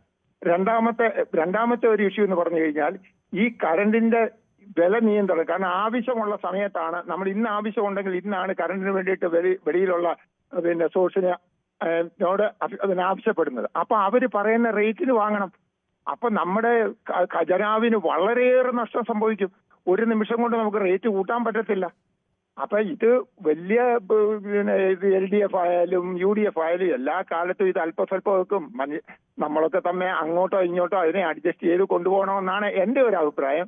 പിന്നെ ഞാൻ മെയിനായിട്ട് വിളിച്ച സാറിന്റെ വേറൊരു കമന്റ് ഇതിനകത്ത് കേട്ടു. അതിന് ഒരു മറുപടി പറയാനായിരുന്നു. സാറ് പറഞ്ഞിരുന്നു പിന്നെ നമ്മുടെ നോർത്ത് ഇന്ത്യയിൽ കൂടെ ഒക്കെ പോയി കഴിഞ്ഞാൽ ഇപ്പൊ മൂക്ക് പൊത്തിയേ പോകാൻ പറ്റത്തുള്ളൂ എന്നുള്ള. അതെന്നെ ഒന്ന് എഫക്ട് ചെയ്ത് ഞാൻ വിചാരിച്ചൊന്ന് സാറിനോട് അതൊന്ന് പറയാം. സാർ ഒരുപാട് നോർത്ത് ഇന്ത്യ കറങ്ങുന്ന മനുഷ്യരാണ്. ഏത് സ്ഥലത്താണ് സാറേ നോർത്ത് ഇന്ത്യയിൽ പോയി കഴിഞ്ഞാൽ ഇപ്പൊ നമുക്ക് മൂക്ക് പൊത്തി പോകേണ്ട സ്ഥലമുള്ളത്? ശ്രീ നായർ, കേരളത്തിൻ്റെ പൊതുനിരത്തുകളിലെ ശുദ്ധിയും അല്ലെങ്കിൽ പൊതുനിരത്തുകളുടെ വൃത്തിയും ഈ താങ്കളുടെ ഡൽഹിയുടെ അവസ്ഥ തന്നെ, ഡൽഹി എന്ന് പറയുന്ന ആ നഗരം ഒന്ന് താങ്കൾ വിട്ടിട്ട് യമുനയുടെ തീരങ്ങളിലേക്കോ അല്ലെങ്കിൽ മയൂർ വിഹാറിന് അപ്പുറത്തേക്കോ ഏതെങ്കിലും ഒരു സ്ഥലത്തോ ഒക്കെ പോയി കഴിഞ്ഞാൽ, അവിടുത്തെ ഒരു ചന്തയിൽ പോയാൽ, അവിടുത്തെ ഒരു മാർക്കറ്റിൽ പോയാലുള്ള അവസ്ഥ താങ്കൾക്കറിയാമല്ലോ. കേരളത്തിൻ്റെ ഒരു മാർക്കറ്റിൽ അത്രത്തോളം മോശപ്പെട്ട വൃത്തികെട്ട അവസ്ഥയിൽ ഉണ്ടോ? ഡൽഹി നേരെ നഗരത്തിനുള്ളിൽ ശരിയായിരിക്കും, താങ്കൾ പറഞ്ഞതുപോലെ കുറേ കൂടി വൃത്തിയുള്ള സ്ഥലങ്ങളാണ്. ഇനി അതല്ല, തൊട്ടടുത്ത് യു പിയിലേക്ക് പോയി കഴിഞ്ഞാൽ, യു പിയിലെ നഗരങ്ങൾ, പ്രധാനപ്പെട്ട ഏത് നഗരത്തിൽ പോയാലും അവിടെയെല്ലാമുള്ള ഒരു ചന്തകളിലോ പൊതു മാർക്കറ്റുകളിലോ അല്ലെങ്കിൽ പൊതുനിരത്തുകളിലോ ഒക്കെ ഈ പറയുന്നത് പോലെ ആളുകൾ കൂടുന്ന സ്ഥലങ്ങളിൽ കേരളത്തിൻ്റെ അത്ര വൃത്തിയോടുകൂടിയാണോ കാര്യങ്ങൾ കൈകാര്യം ചെയ്യുന്നത്? സാർ ഇപ്പൊ പറഞ്ഞതിൽ ഒരുപാട് തെറ്റുകളുണ്ട്. ഞാൻ സാറിനെ വിമർശിക്കാനോ ഇതിനോ അല്ല പറഞ്ഞത്. സാറേ, മയൂർ വിഹാർ പോണൊക്കെ ക്ലീൻ ആയിട്ടുള്ള ഒരു സെക്ട് ഡൽഹിയിൽ ഇല്ല. അല്ല, ഞാൻ പറഞ്ഞ മയൂർ വിഹാർ കഴിഞ്ഞാലെന്നാണ് പറഞ്ഞത്. മയൂർ വിഹാറിലെ കൂടുതൽ മലയാളികളൊക്കെ താമസിക്കുന്നത് മയൂർ ഫേസ് 1, ഫേസ് 2, ഫേസ് 3 ഒക്കെ എനിക്കും നന്നായി അറിയാവുന്നതാണ് ശ്രീ നായർ. അതുകൊണ്ടാണ് പറഞ്ഞത് അവിടെയൊക്കെ ആളുകൾ കൂടുതൽ താമസിക്കുന്നത് നന്നായി. ഞാൻ പറഞ്ഞ ഡൽഹിയുടെ ആ പ്രധാനപ്പെട്ട നഗരത്തിന്റെ അതിർത്തി വിട്ട് കഴിഞ്ഞാൽ, സാർ പറയുന്നത് നഗരത്തിന്റെ അതിർത്തി വിട്ടു കഴിഞ്ഞാൽ എന്താണ് അവസ്ഥ എന്നാണ് ചോദിച്ചത്. അതെ, അതുകൊണ്ടാണ് സാറേ ഞാൻ പറയുന്നത്. താങ്കൾ കിരൺ സാർ പോയിട്ട് ഒരുപാട് കാലമായി. കാരണം ഞാൻ ഒരുപാട് യാത്ര ചെയ്തിട്ടുണ്ട് സാറ്. നമ്മുടെ സാറേ, ഞാൻ ഇന്നൊരു 15 വർഷം മുമ്പോ 10 വർഷം മുമ്പോ യു പിയിലും ബീഹാറിലും ഞാൻ സാറേ അടുത്ത സമയത്തൊന്ന് കാശി പോയി. എന്നാൽ 10 വർഷം മുമ്പ് ഞാൻ കാശി പോകുന്നുണ്ടായിരുന്നു. കാശി പോവാണെങ്കിൽ സാറേ നമുക്ക് മൂക്കല്ല, നമുക്കതിലൂടെ നടക്കാൻ തോന്നത്തില്ലായിരുന്നു. സാറൊന്ന് പോയി നോക്കാം. ഞാൻ സാറിനെ ഒന്ന് ക്ഷണിക്കുന്ന ഡൽഹി ശ്രീ നായർ, ഞാൻ അത് തന്നെയാണ് പറഞ്ഞത്. ശ്രീ നാരായണൻ നായർ, പ്രധാനപ്പെട്ട നഗരങ്ങളിലോ പ്രധാനപ്പെട്ട ചില സ്ഥലങ്ങളിലോ ഒക്കെ ഈ പറയുന്നത് പോലെ കാലങ്ങൾ കൊണ്ട് ഓരോ വർഷം കഴിയുന്നവരും വൃത്തി കൂടി വരിക തന്നെയാണ്. അതിന് സംശയമൊന്നുമില്ല, ഞാൻ അതൊന്നും നിഷേധിക്കുന്നില്ല. അത്തരമൊക്കെ ഒരുപാട് മോശപ്പെട്ട സ്ഥലങ്ങളൊക്കെ ഈ വാരണാസിയൊക്കെ ഒരുപാട് വൃത്തിയായിട്ടുണ്ടാവും. ഞാൻ മൂക്കുകുത്തി എന്നല്ല ശ്രീ നാരായണൻ നായർ, ഞാൻ പറഞ്ഞത് കേരളത്തിന്റെ ശരാശരി ഒരു നഗരത്തിലോ ഗ്രാമത്തിലോ പോകുന്നതിനേക്കാൾ വൃത്തിയോടുകൂടി ആണോ ഉത്തരേന്ത്യയിലെ ഗ്രാമങ്ങളുള്ളത്? ഇന്നലെ ഞാൻ കടവന്തറ എന്ന് പറയുന്ന സ്ഥലത്ത് സാറിനോട് പറയാൻ, കടവന്തറ മറ്റല്ലി ടെമ്പിൾ എന്ന് പറയുന്ന സ്ഥലത്ത് അകത്തോട്ട് കയറി ആ റോഡ് സാറൊന്ന് ശ്രദ്ധിക്കുകയാണ്. നാളെ സാറിന് സമയം ഉണ്ടെങ്കിൽ സാറ് തിരുവനന്തപുരത്ത് ഒന്ന് പോയി നോക്കുക. ശരി, ഞാൻ ശ്രീ നാരായണൻ, ഞാൻ ഇത്രേ ഉദ്ദേശിച്ചുള്ളൂ. കേരളത്തിലെ എല്ലാ നഗരങ്ങളും ഗ്രാമങ്ങളും വഴികളും എല്ലാം വൃത്തിയാണ് എന്നൊന്നുമല്ല ഞാൻ പറഞ്ഞത്. ഇവിടെയും ഒരുപാട് മാലിന്യങ്ങളുണ്ട്. പക്ഷേ താരതമ്യേന കേരളത്തിലെ നഗരങ്ങളും പൊതുസ്ഥലങ്ങളും മറ്റ് ഉത്തരേന്ത്യയിലെ പല സംസ്ഥാനങ്ങളിലെ പൊതുസ്ഥലങ്ങളെക്കാൾ താരതമ്യേന വൃത്തി കൂടിയ സ്ഥലങ്ങളാണ് എന്ന് മാത്രമേ ഞാൻ പറഞ്ഞുള്ളൂ. അതുകൊണ്ട് ഉത്തരേന്ത്യ ആകെ മോശമാണെന്നോ കേരളമാകെ മഹത്തരമാണെന്നോ ഒന്നും ഞാൻ പറഞ്ഞിട്ടില്ല. രണ്ടും താരതമ്യം ചെയ്ത് കൊടുക്കിയാൽ കേരളമാണ് മെച്ചം എന്ന് പറയേണ്ടി വരും. അത്രേ ഞാൻ പറഞ്ഞുള്ളൂ. കാരണം ഞാനിപ്പോ സാറിനോട് പറയാം, 2 ദിവസം ഡൽഹി ഭയങ്കര മഴയായിരുന്നു. പിന്നെ നമുക്കൊരു 15 ദിവസത്തിലോട്ട് വെറിയിലെക്കാൻ പറ്റില്ല. സാറിന്റെ പത്രപ്രവർത്തകർ, ഞാൻ ന്യൂസ് 18 നാഷണൽ ചാനലിൽ സ്ഥിരമായിട്ട് കാണുന്ന സമയം 5 മണി വരെ ഇവരുടെ ഈ വാർത്തകളും അതെല്ലാം കാണുന്ന മനുഷ്യൻ. പക്ഷെ അവിടെ ഈ മഴ പെയ്തിട്ട് എന്തൊരു വെള്ളക്കെട്ടാണ് സാറേ. ഒരു ദിവസം കഴിഞ്ഞപ്പോഴത്തേക്ക് അങ്ങ് മാറി. ഡൽഹിയിൽ അങ്ങനെ വെള്ളം കെട്ടി നിൽക്കുന്ന സ്ഥലം കെട്ടി നിൽക്കുകയും ചെയ്യും. മുട്ടിന് മേൽ വെള്ളം വലിയൊരു മഴ പെയ്താൽ കെട്ടി നിൽക്കുന്ന അവസ്ഥ ഇപ്പോഴും ഡൽഹിയിൽ ഉണ്ട് എന്നതും ഓർക്കണം. രാജ്യത്തിന്റെ തലസ്ഥാനമാണ്, അവിടെ ഇപ്പോഴും അതൊക്കെ ഉണ്ട് എന്നുള്ളത് ഓർക്കണം. സാറേ, തലസ്ഥാനമാണെന്ന് പറഞ്ഞു കഴിഞ്ഞാൽ സാറ് ഞാൻ പറയാം, നമ്മുടെ ഓൾഡ് ഡൽഹി റെയിൽവേ സ്റ്റേഷനിൽ ആ റെയിൽവേ പോകുന്ന 2 സൈഡിലോട്ട് സാറ് പോയി കഴിഞ്ഞാൽ ഇപ്പോഴും അവിടെ മൂക്ക് കൊത്തിക്കൊണ്ട് പോകാൻ പറ്റത്തുള്ളൂ. 2 സൈഡിലും ആൾക്കാർ താമസമാണ്. അതൊക്കെ തന്നെയാണ് ഞാൻ പറഞ്ഞത്. കേരളത്തിലില്ല തന്നെയാണ് ഞാൻ പറഞ്ഞത്. ഞാൻ പിന്നെ അങ്ങനെ ഒരു ആളുകൾ താമസിക്കുന്ന സ്ഥലത്തെ ശ്രീ നാരായണൻ നായർ, അങ്ങനെ ആളുകൾ താമസിക്കേണ്ടി വരുന്നതിന് ആ ആളുകളെ അല്ല കുഴപ്പം പറയേണ്ടത്. ആ ആളുകൾക്ക് താമസ സൗകര്യം ഒരുക്കാനുള്ള സംവിധാനം, അവർക്ക് മാന്യമായി താമസിക്കാനുള്ള സംവിധാനം ഒരുക്കാൻ ആ സർക്കാരുകൾക്ക് കഴിയുന്നില്ല എന്നുള്ളത് കൊണ്ടാണ്. അല്ലാതെ അവിടെ താമസിക്കുന്ന ആളുകൾ മോശക്കാരായതുകൊണ്ടല്ല. ഒരിക്കലും പറയില്ല ശ്രീ നായർ. നമ്മൾ ഒരു മനുഷ്യൻ താമസിക്കാൻ ഗതിയില്ലാതെ അവൻ നഗരത്തിൻ്റെ ചേരുകളിൽ താമസിക്കേണ്ടി വരുന്നെങ്കിൽ അതിന് ഉത്തരവാദി ആ മനുഷ്യരല്ല. ആ ചേരുകൾ താമസിക്കേണ്ടി വരുന്നതിന് ഉത്തരവാദികൾ ഈ നാട് ഭരിക്കുന്ന ഭരണാധികാരികളാണ്. ആര് നാട് ഭരിച്ചാലും ഒരാൾ ചേരിയിൽ താമസിക്കുന്നുണ്ടെങ്കിൽ അതിന് ഉത്തരവാദി ഭരണാധികാരിയാണ്, അയാളല്ല. എല്ലാവർക്കും ഒരു പരിധിയില്ല സാറേ. എന്ത് പരിധി ശ്രീ നാരായണൻ നായർ? ഒരാൾ, ഞാൻ പറഞ്ഞല്ലോ, താങ്കൾ തന്നെ ഇപ്പോൾ പറഞ്ഞല്ലോ മൂക്ക് കൊത്താതെ പോകാൻ കഴിയില്ല എന്ന്. ഇപ്പോഴും ഡൽഹി എന്ന് ഞാൻ താങ്കൾക്ക് പറയുന്നതാണ്, ഡൽഹി എന്ന മഹാനഗരത്തിൽ ഇപ്പോഴും പരസ്യമായി പുറത്തിരുന്ന് മലമൂത്ര വിസർജനം ചെയ്യുന്ന ആളുകളുണ്ട്. അതിന്റെ ഉത്തരവാദി ആ ആളുകളല്ല. അവർക്ക് അതിനുവേണ്ടിയുള്ള സംവിധാനങ്ങൾ ഒരുക്കി കൊടുക്കാനും ആ ശീലത്തിലേക്ക് എത്തിക്കാനും കഴിയാത്ത സർക്കാരുകൾ തന്നെയാണ്. Railway station, old Delhi railway station നമ്മുടെ രാജസ്ഥാൻ സൈഡിലോട്ട് പോകുന്നത് ഏതാണ്ട് 1 കിലോമീറ്റർ മുതൽ രാവിലെ എഴുന്നേറ്റ് കഴിഞ്ഞാൽ ഇപ്പൊ ഡൽഹിയിലാണ്. അപ്പൊ അവരവിടെ ഇതിനിപ്പോ ബെയിലിംഗ് കെട്ടുന്നുണ്ട് കയറിയിരിക്കാൻ വേണ്ടി. പക്ഷെ അവരെ അവിടെ നിന്ന് ഒഴിപ്പിക്കാൻ പറ്റത്തില്ല സാറേ. എന്തിനാണ് ഒഴിപ്പിക്കുന്നത്? അവർക്ക് നല്ല വീടുകൾ കെട്ടിക്കൊടുക്കണം. അവർക്ക് മാന്യമായി താമസിക്കാനുള്ള സംവിധാനങ്ങൾ കൊടുക്കണം. അവരുടെ കുട്ടികൾക്ക് നല്ല വിദ്യാഭ്യാസം കൊടുക്കണം. അപ്പോൾ അവർ നാളെ വന്ന് റോഡിന്റെ അരികിൽ വന്നിരുന്ന മലമൂത്ര വിസർജനം ചെയ്യില്ല. കിരൺ സാറേ, അങ്ങനെ ആവുമ്പോൾ ആൾക്കാർ ജോലി ചെയ്യത്തില്ല സാറേ. റെയിൽവേ ട്രാക്കിൽ എല്ലാം പോയി ഓരോ കുടിൽ കെട്ടി അങ്ങ് താമസിക്കും. റെയിൽവേ ട്രാക്കിൽ കുടിൽ, നിങ്ങൾക്ക് സ്വന്തമായി വീടുണ്ടെങ്കിൽ ആരും പോകില്ലല്ലോ. നിങ്ങൾക്ക് സ്വന്തമായി വീടില്ലാഞ്ഞിട്ടല്ലേ, ഗതി കെട്ടിയിട്ടല്ലേ അവർ ആ വൃത്തികേടിനകത്ത് വന്ന് കിടക്കേണ്ടി വരുന്നത്. ദില്ലി വീടില്ലാത്ത ഒരുപാട് ആൾക്കാർ ഇന്ത്യയിലുണ്ട്. എല്ലാരും വന്ന് റെയിൽവേ ട്രാക്കിൽ അങ്ങോട്ട് അല്ല, അവർക്ക് വീടില്ലാത്ത ആരുടെ കുഴപ്പമാണ് ശ്രീ നാരായണൻ നായർ? ഞാൻ സാറിനോട് തർക്കിച്ചുമല്ല. അല്ല, ഞാൻ ചോദിക്കാം, ഞാൻ തർക്കിക്കാൻ വേണ്ടി തന്നെ ചോദിക്കുകയാണ്. ഞാൻ ചോദിക്കുന്നത് താങ്കൾ ഒരു മിനിറ്റ് ശ്രീ നാരായണൻ നായർ, താങ്കൾ പറയുന്നത് ഇങ്ങനെയൊക്കെ ആളുകൾ താമസിക്കും, അവരാണ് അവിടെ വൃത്തികേടാക്കുന്നത്. ഞാൻ അത് തന്നെയാണ് പറയുന്നത്. എന്തുകൊണ്ട് അവർക്ക് അവിടെ ആ വൃത്തികേടിൽ താമസിക്കേണ്ടി വരുന്നു? അതിന് ഉത്തരവാദി അവരാണോ? അതിന് ഉത്തരവാദി സർക്കാരുകളല്ലേ, ഭരണാധികാരികളല്ലേ ഉത്തരവാദികൾ? നാഷണൽ ചാനലിൽ പ്രവർത്തിക്കുന്ന സാറിനോട് ഒരു ചെറിയ കാര്യം സാറേ, അങ്ങനെ ഉണ്ടാക്കി കൊടുത്തു കഴിഞ്ഞാൽ ആള് കൂടത്തല്ല ഉള്ളൂ സാറേ. നാളെ വീടില്ലാത്തവരെല്ലാം അതിന്റെ സൈഡിൽ അങ്ങനെ വരണം, അവർക്കെല്ലാം വീട് വെച്ചു കൊടുക്കണം. പിന്നെ എന്തിനാണ് സർക്കാർ? അതെങ്ങനെയാ സാർ? അത് കേരളത്തിൽ നിന്നുകൊണ്ട്, ബീഹാറിൽ നിന്നുകൊണ്ട്, ബംഗാളിൽ നിന്നുകൊണ്ട്, ഉണ്ട്. എവിടുന്നുണ്ടായാലും എന്താണ്, എവിടുന്നുണ്ടായാലും അവർക്ക് വീട് വെച്ചു കൊടുക്കുക എന്നുള്ളത് സർക്കാരിന്റെ ഉത്തരവാദിത്തമല്ലേ? അതെങ്ങനെയാ സാറേ ഒക്കുന്നത്? ഇപ്പൊ നമ്മുടെ അതെന്താണ് ഒക്കാത്തത്? അത് ഒക്കില്ലെങ്കിൽ പിന്നെ എന്തിനാണ് ഭരിക്കുന്നത്? നമുക്ക് വീടുണ്ടാക്കി കൊടുക്കാൻ പറ്റും. ഇത്രയും വലിയ വികസനമൊക്കെ നടത്താൻ കഴിയുമെങ്കിൽ പാവപ്പെട്ട മനുഷ്യന് ഒരു വീട് വെച്ചു കൊടുക്കാൻ കഴിയില്ലെങ്കിൽ പിന്നെ എന്തിനാണ് ഈ വികസനമൊക്കെ നടത്തുന്നത്? സാറേ 10 പേർക്ക് അങ്ങ് ചെയ്തു കൊടുക്കാം. 10 കോടി ഉണ്ടെങ്കിൽ ആ കോടി പേർക്ക് വീടില്ലാതെ എന്തുകൊണ്ടായി?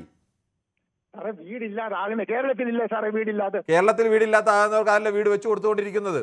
ഇപ്പോഴും വീടില്ലാത്തവരുണ്ട്. പക്ഷേ ഉത്തരേന്ത്യയിലെ ഈ സംസ്ഥാനങ്ങളെ പോലെ അത്രത്തോളം ദാരിദ്ര്യാവസ്ഥയിൽ ജീവിക്കുന്ന മനുഷ്യർ കേരളത്തിലില്ല എന്ന് അറിയാമല്ലോ.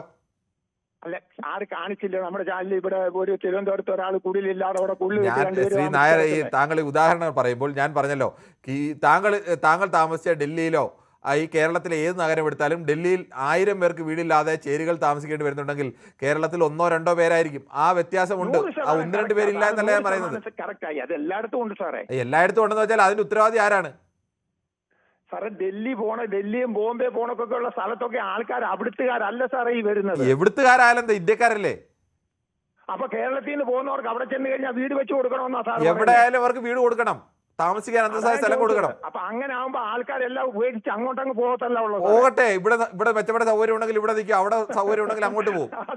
അത് ശരിയാ. സാറിന്റെ അയ്യത്ത് നാളെ 2 പേര് വീട് എന്റെ അയ്യത്ത് വീട് വെക്കുന്ന പോലെ അല്ലല്ലോ സർക്കാരിന്റെ ഉത്തരവാദിത്തം. സർക്കാരിന്റെ ഉത്തരവാദിത്തമാണ് വീട് വെച്ച് കൊടുക്കൽ. സാറേ എല്ലാം സാറിനെ പോണത്തുള്ള ഒരു വലിയ മനുഷ്യൻ ഇങ്ങനെ എല്ലാ സർക്കാരിനെ കുറിച്ച്. ശരി, ഓക്കെ. എന്തായാലും ശ്രീ നാരായണൻ നായർ, ഒരുപാട് സമയമായി എന്ന് തോന്നുന്നു. എന്തായാലും ഒരു കാരണവശാൽ സാറിനോട് സംസാരിക്കുമ്പോൾ ഒരുപാട് സംസാരിക്കണം. ശരി, ഓക്കെ. എന്തായാലും നാരായണൻ നായർ, നന്ദി. എന്തായാലും താങ്കളുടെ പ്രതികരണത്തിന് ഒന്ന് മാത്രമേ പറയാനുള്ളൂ. ഏത് നാടാണോ, ഏത് നാട്ടിലും ആ നാട്ടിൽ മോശപ്പെട്ട രീതിയിൽ ആ മനുഷ്യർക്ക് ജീവിക്കേണ്ടി വരുന്നുണ്ട് എങ്കിൽ അവർ ഇപ്പോഴും വൻ നഗരത്തിൽ വൻ വികസനത്തിലേക്ക് ഉദിക്കുന്ന സമയത്തും ആളുകൾക്ക് പുറത്ത് മലമൂത്ര വിസർജനം ചെയ്യേണ്ടി വരുന്ന ചേരുകളിൽ കൃത്യമായ വെള്ളം കിട്ടാത്ത, ശുദ്ധമായ ജലം കിട്ടാത്ത മാലിന്യത്തിൽ അവരുടെ മക്കൾക്ക് വളരേണ്ടി വരുന്നുണ്ട് എങ്കിൽ അതിൻ്റെ ഉത്തരവാദികൾ ആ ജനങ്ങളല്ല, ആ ജനതയെ അതിലേക്ക് തള്ളിവിട്ട ഈ നാട്ടിൽ കാലാകാലങ്ങൾ ഭരിച്ച ഭരണാധികാരികളാണ്. അത് ഏത് രാഷ്ട്രീയ പാർട്ടിയായാലും ആ ഭരണാധികാരികൾ തന്നെയാണ് ഉത്തരവാദികൾ. അല്ലാതെ ഇവരെ ഈ ചേരി കുറച്ച് പേരെ അങ്ങ് ഒഴിപ്പിച്ചു കഴിഞ്ഞാൽ നഗരം വൃത്തിയാവും എന്നുള്ള സങ്കല്പം പല ഭരണാധികാരികൾക്കും പല കാലത്തും ഉണ്ടായിരുന്നു. പക്ഷേ അതൊന്നും ലോകത്ത് ഒരു സ്ഥലത്തും വിജയിച്ച ഒന്നല്ല. ഒരു സ്ഥലത്തു നിന്ന് ആട്ടി ഓടിച്ചാൽ അവർക്ക് ജീവിക്കാൻ വേണ്ടി മറ്റെവിടെയെങ്കിലുമൊക്കെ ഈ തരത്തിൽ ജീവിക്കേണ്ടി വരും. അല്ലെങ്കിൽ അവർക്ക് ബദൽ മാർഗം കണ്ടെത്തിക്കെടുക്കലാണ് സർക്കാരുകളുടെ ഉത്തരവാദിത്വം. ശ്രീ കുട്ടനാണ് പാലക്കാട്. ശ്രീ കുട്ടൻ, താങ്കൾക്ക് എന്താണ് ഈ വൈദ്യുതി ക്ഷാമത്തെക്കുറിച്ച് പറയാനുള്ളത്? സാറേ, ഇതിപ്പോ ഈ ഞാൻ സാധാരണക്കാരനാണ്. പറഞ്ഞോളൂ, വേഗത്തിൽ പറഞ്ഞോളൂ. ഇവിടെ കറണ്ട് ഒരു പ്രാവശ്യമല്ല കട്ട്, രാവിലെ തൊട്ട് വൈകുന്നേരം ഇടയ്ക്കിടയ്ക്ക് ഇങ്ങനെ കട്ടായിക്കൊണ്ടിരിക്കുകയാണ്. ഇപ്പൊ നമ്മളിത് 10 വർഷം മുമ്പത്തെ കട്ടാണോ അതോ പറഞ്ഞിട്ട് കാര്യമില്ല. നമ്മളിപ്പോ ഉള്ള സർക്കാർ അതിനു വേണ്ടി ഒരു പുതിയ അറേഞ്ച്മെന്റ് നടത്തണം. അതിനാണ് നമ്മൾ ഇവരെ തെരഞ്ഞെടുത്ത് കയറ്റി വിട്ടിരിക്കുന്നത്. ഇവര് ഓരോ ഉപായം പറഞ്ഞ് മാറുന്നതല്ല ഇതിന്റേതായ ന്യായം. ഇവര് ജനങ്ങൾ കയറ്റിയിട്ടുണ്ട് പറഞ്ഞ ജനങ്ങൾക്ക് ശരി, നമ്മുടെ സമയം അവസാനിക്കാൻ പോകുന്നുണ്ട്. വേഗത്തിൽ ശ്രീ രാജൻ പയ്യോളി പറഞ്ഞോളൂ. രാജൻ പയ്യോളി, വേഗത്തിൽ പറഞ്ഞോളൂ. സാറേ, ഇതെല്ലാം നമ്മുടെ നാട്ടിലെ ഉദ്യോഗസ്ഥന്മാരെ കളിയാണ് സാർ. 4 രൂപയ്ക്ക് വൈദ്യുതി കിട്ടി, ഉദ്യോഗസ്ഥ റെഗുലേറ്ററി കമ്മിറ്റി ഏതോ കമ്മിറ്റി വേണ്ടാന്ന് പറഞ്ഞ് ഇവിടെ ഒരു പദ്ധതി ഉണ്ടാക്കുമ്പോൾ അതിന് ഉദ്യോഗസ്ഥന്മാരും നാട്ടുകാരും അല്ലെങ്കിൽ 2 രാഷ്ട്രീയ പാർട്ടിക്കാരും സമരം ചെയ്ത് നാട്ടിനെ നശിപ്പിക്കാൻ എന്ത് സമരമുണ്ടോ അതെല്ലാം ചെയ്യൂ. പിന്നെ എന്താണ് ടീമേനി ഒരു പദ്ധതി വരുന്നത്. ഇപ്പൊ തന്നെ പ്രതിപക്ഷ നേതാവ് പറഞ്ഞു കഴിഞ്ഞാൽ അത് പറ്റൂല, അപ്പൊ എന്തുകൊണ്ട് പറ്റൂല?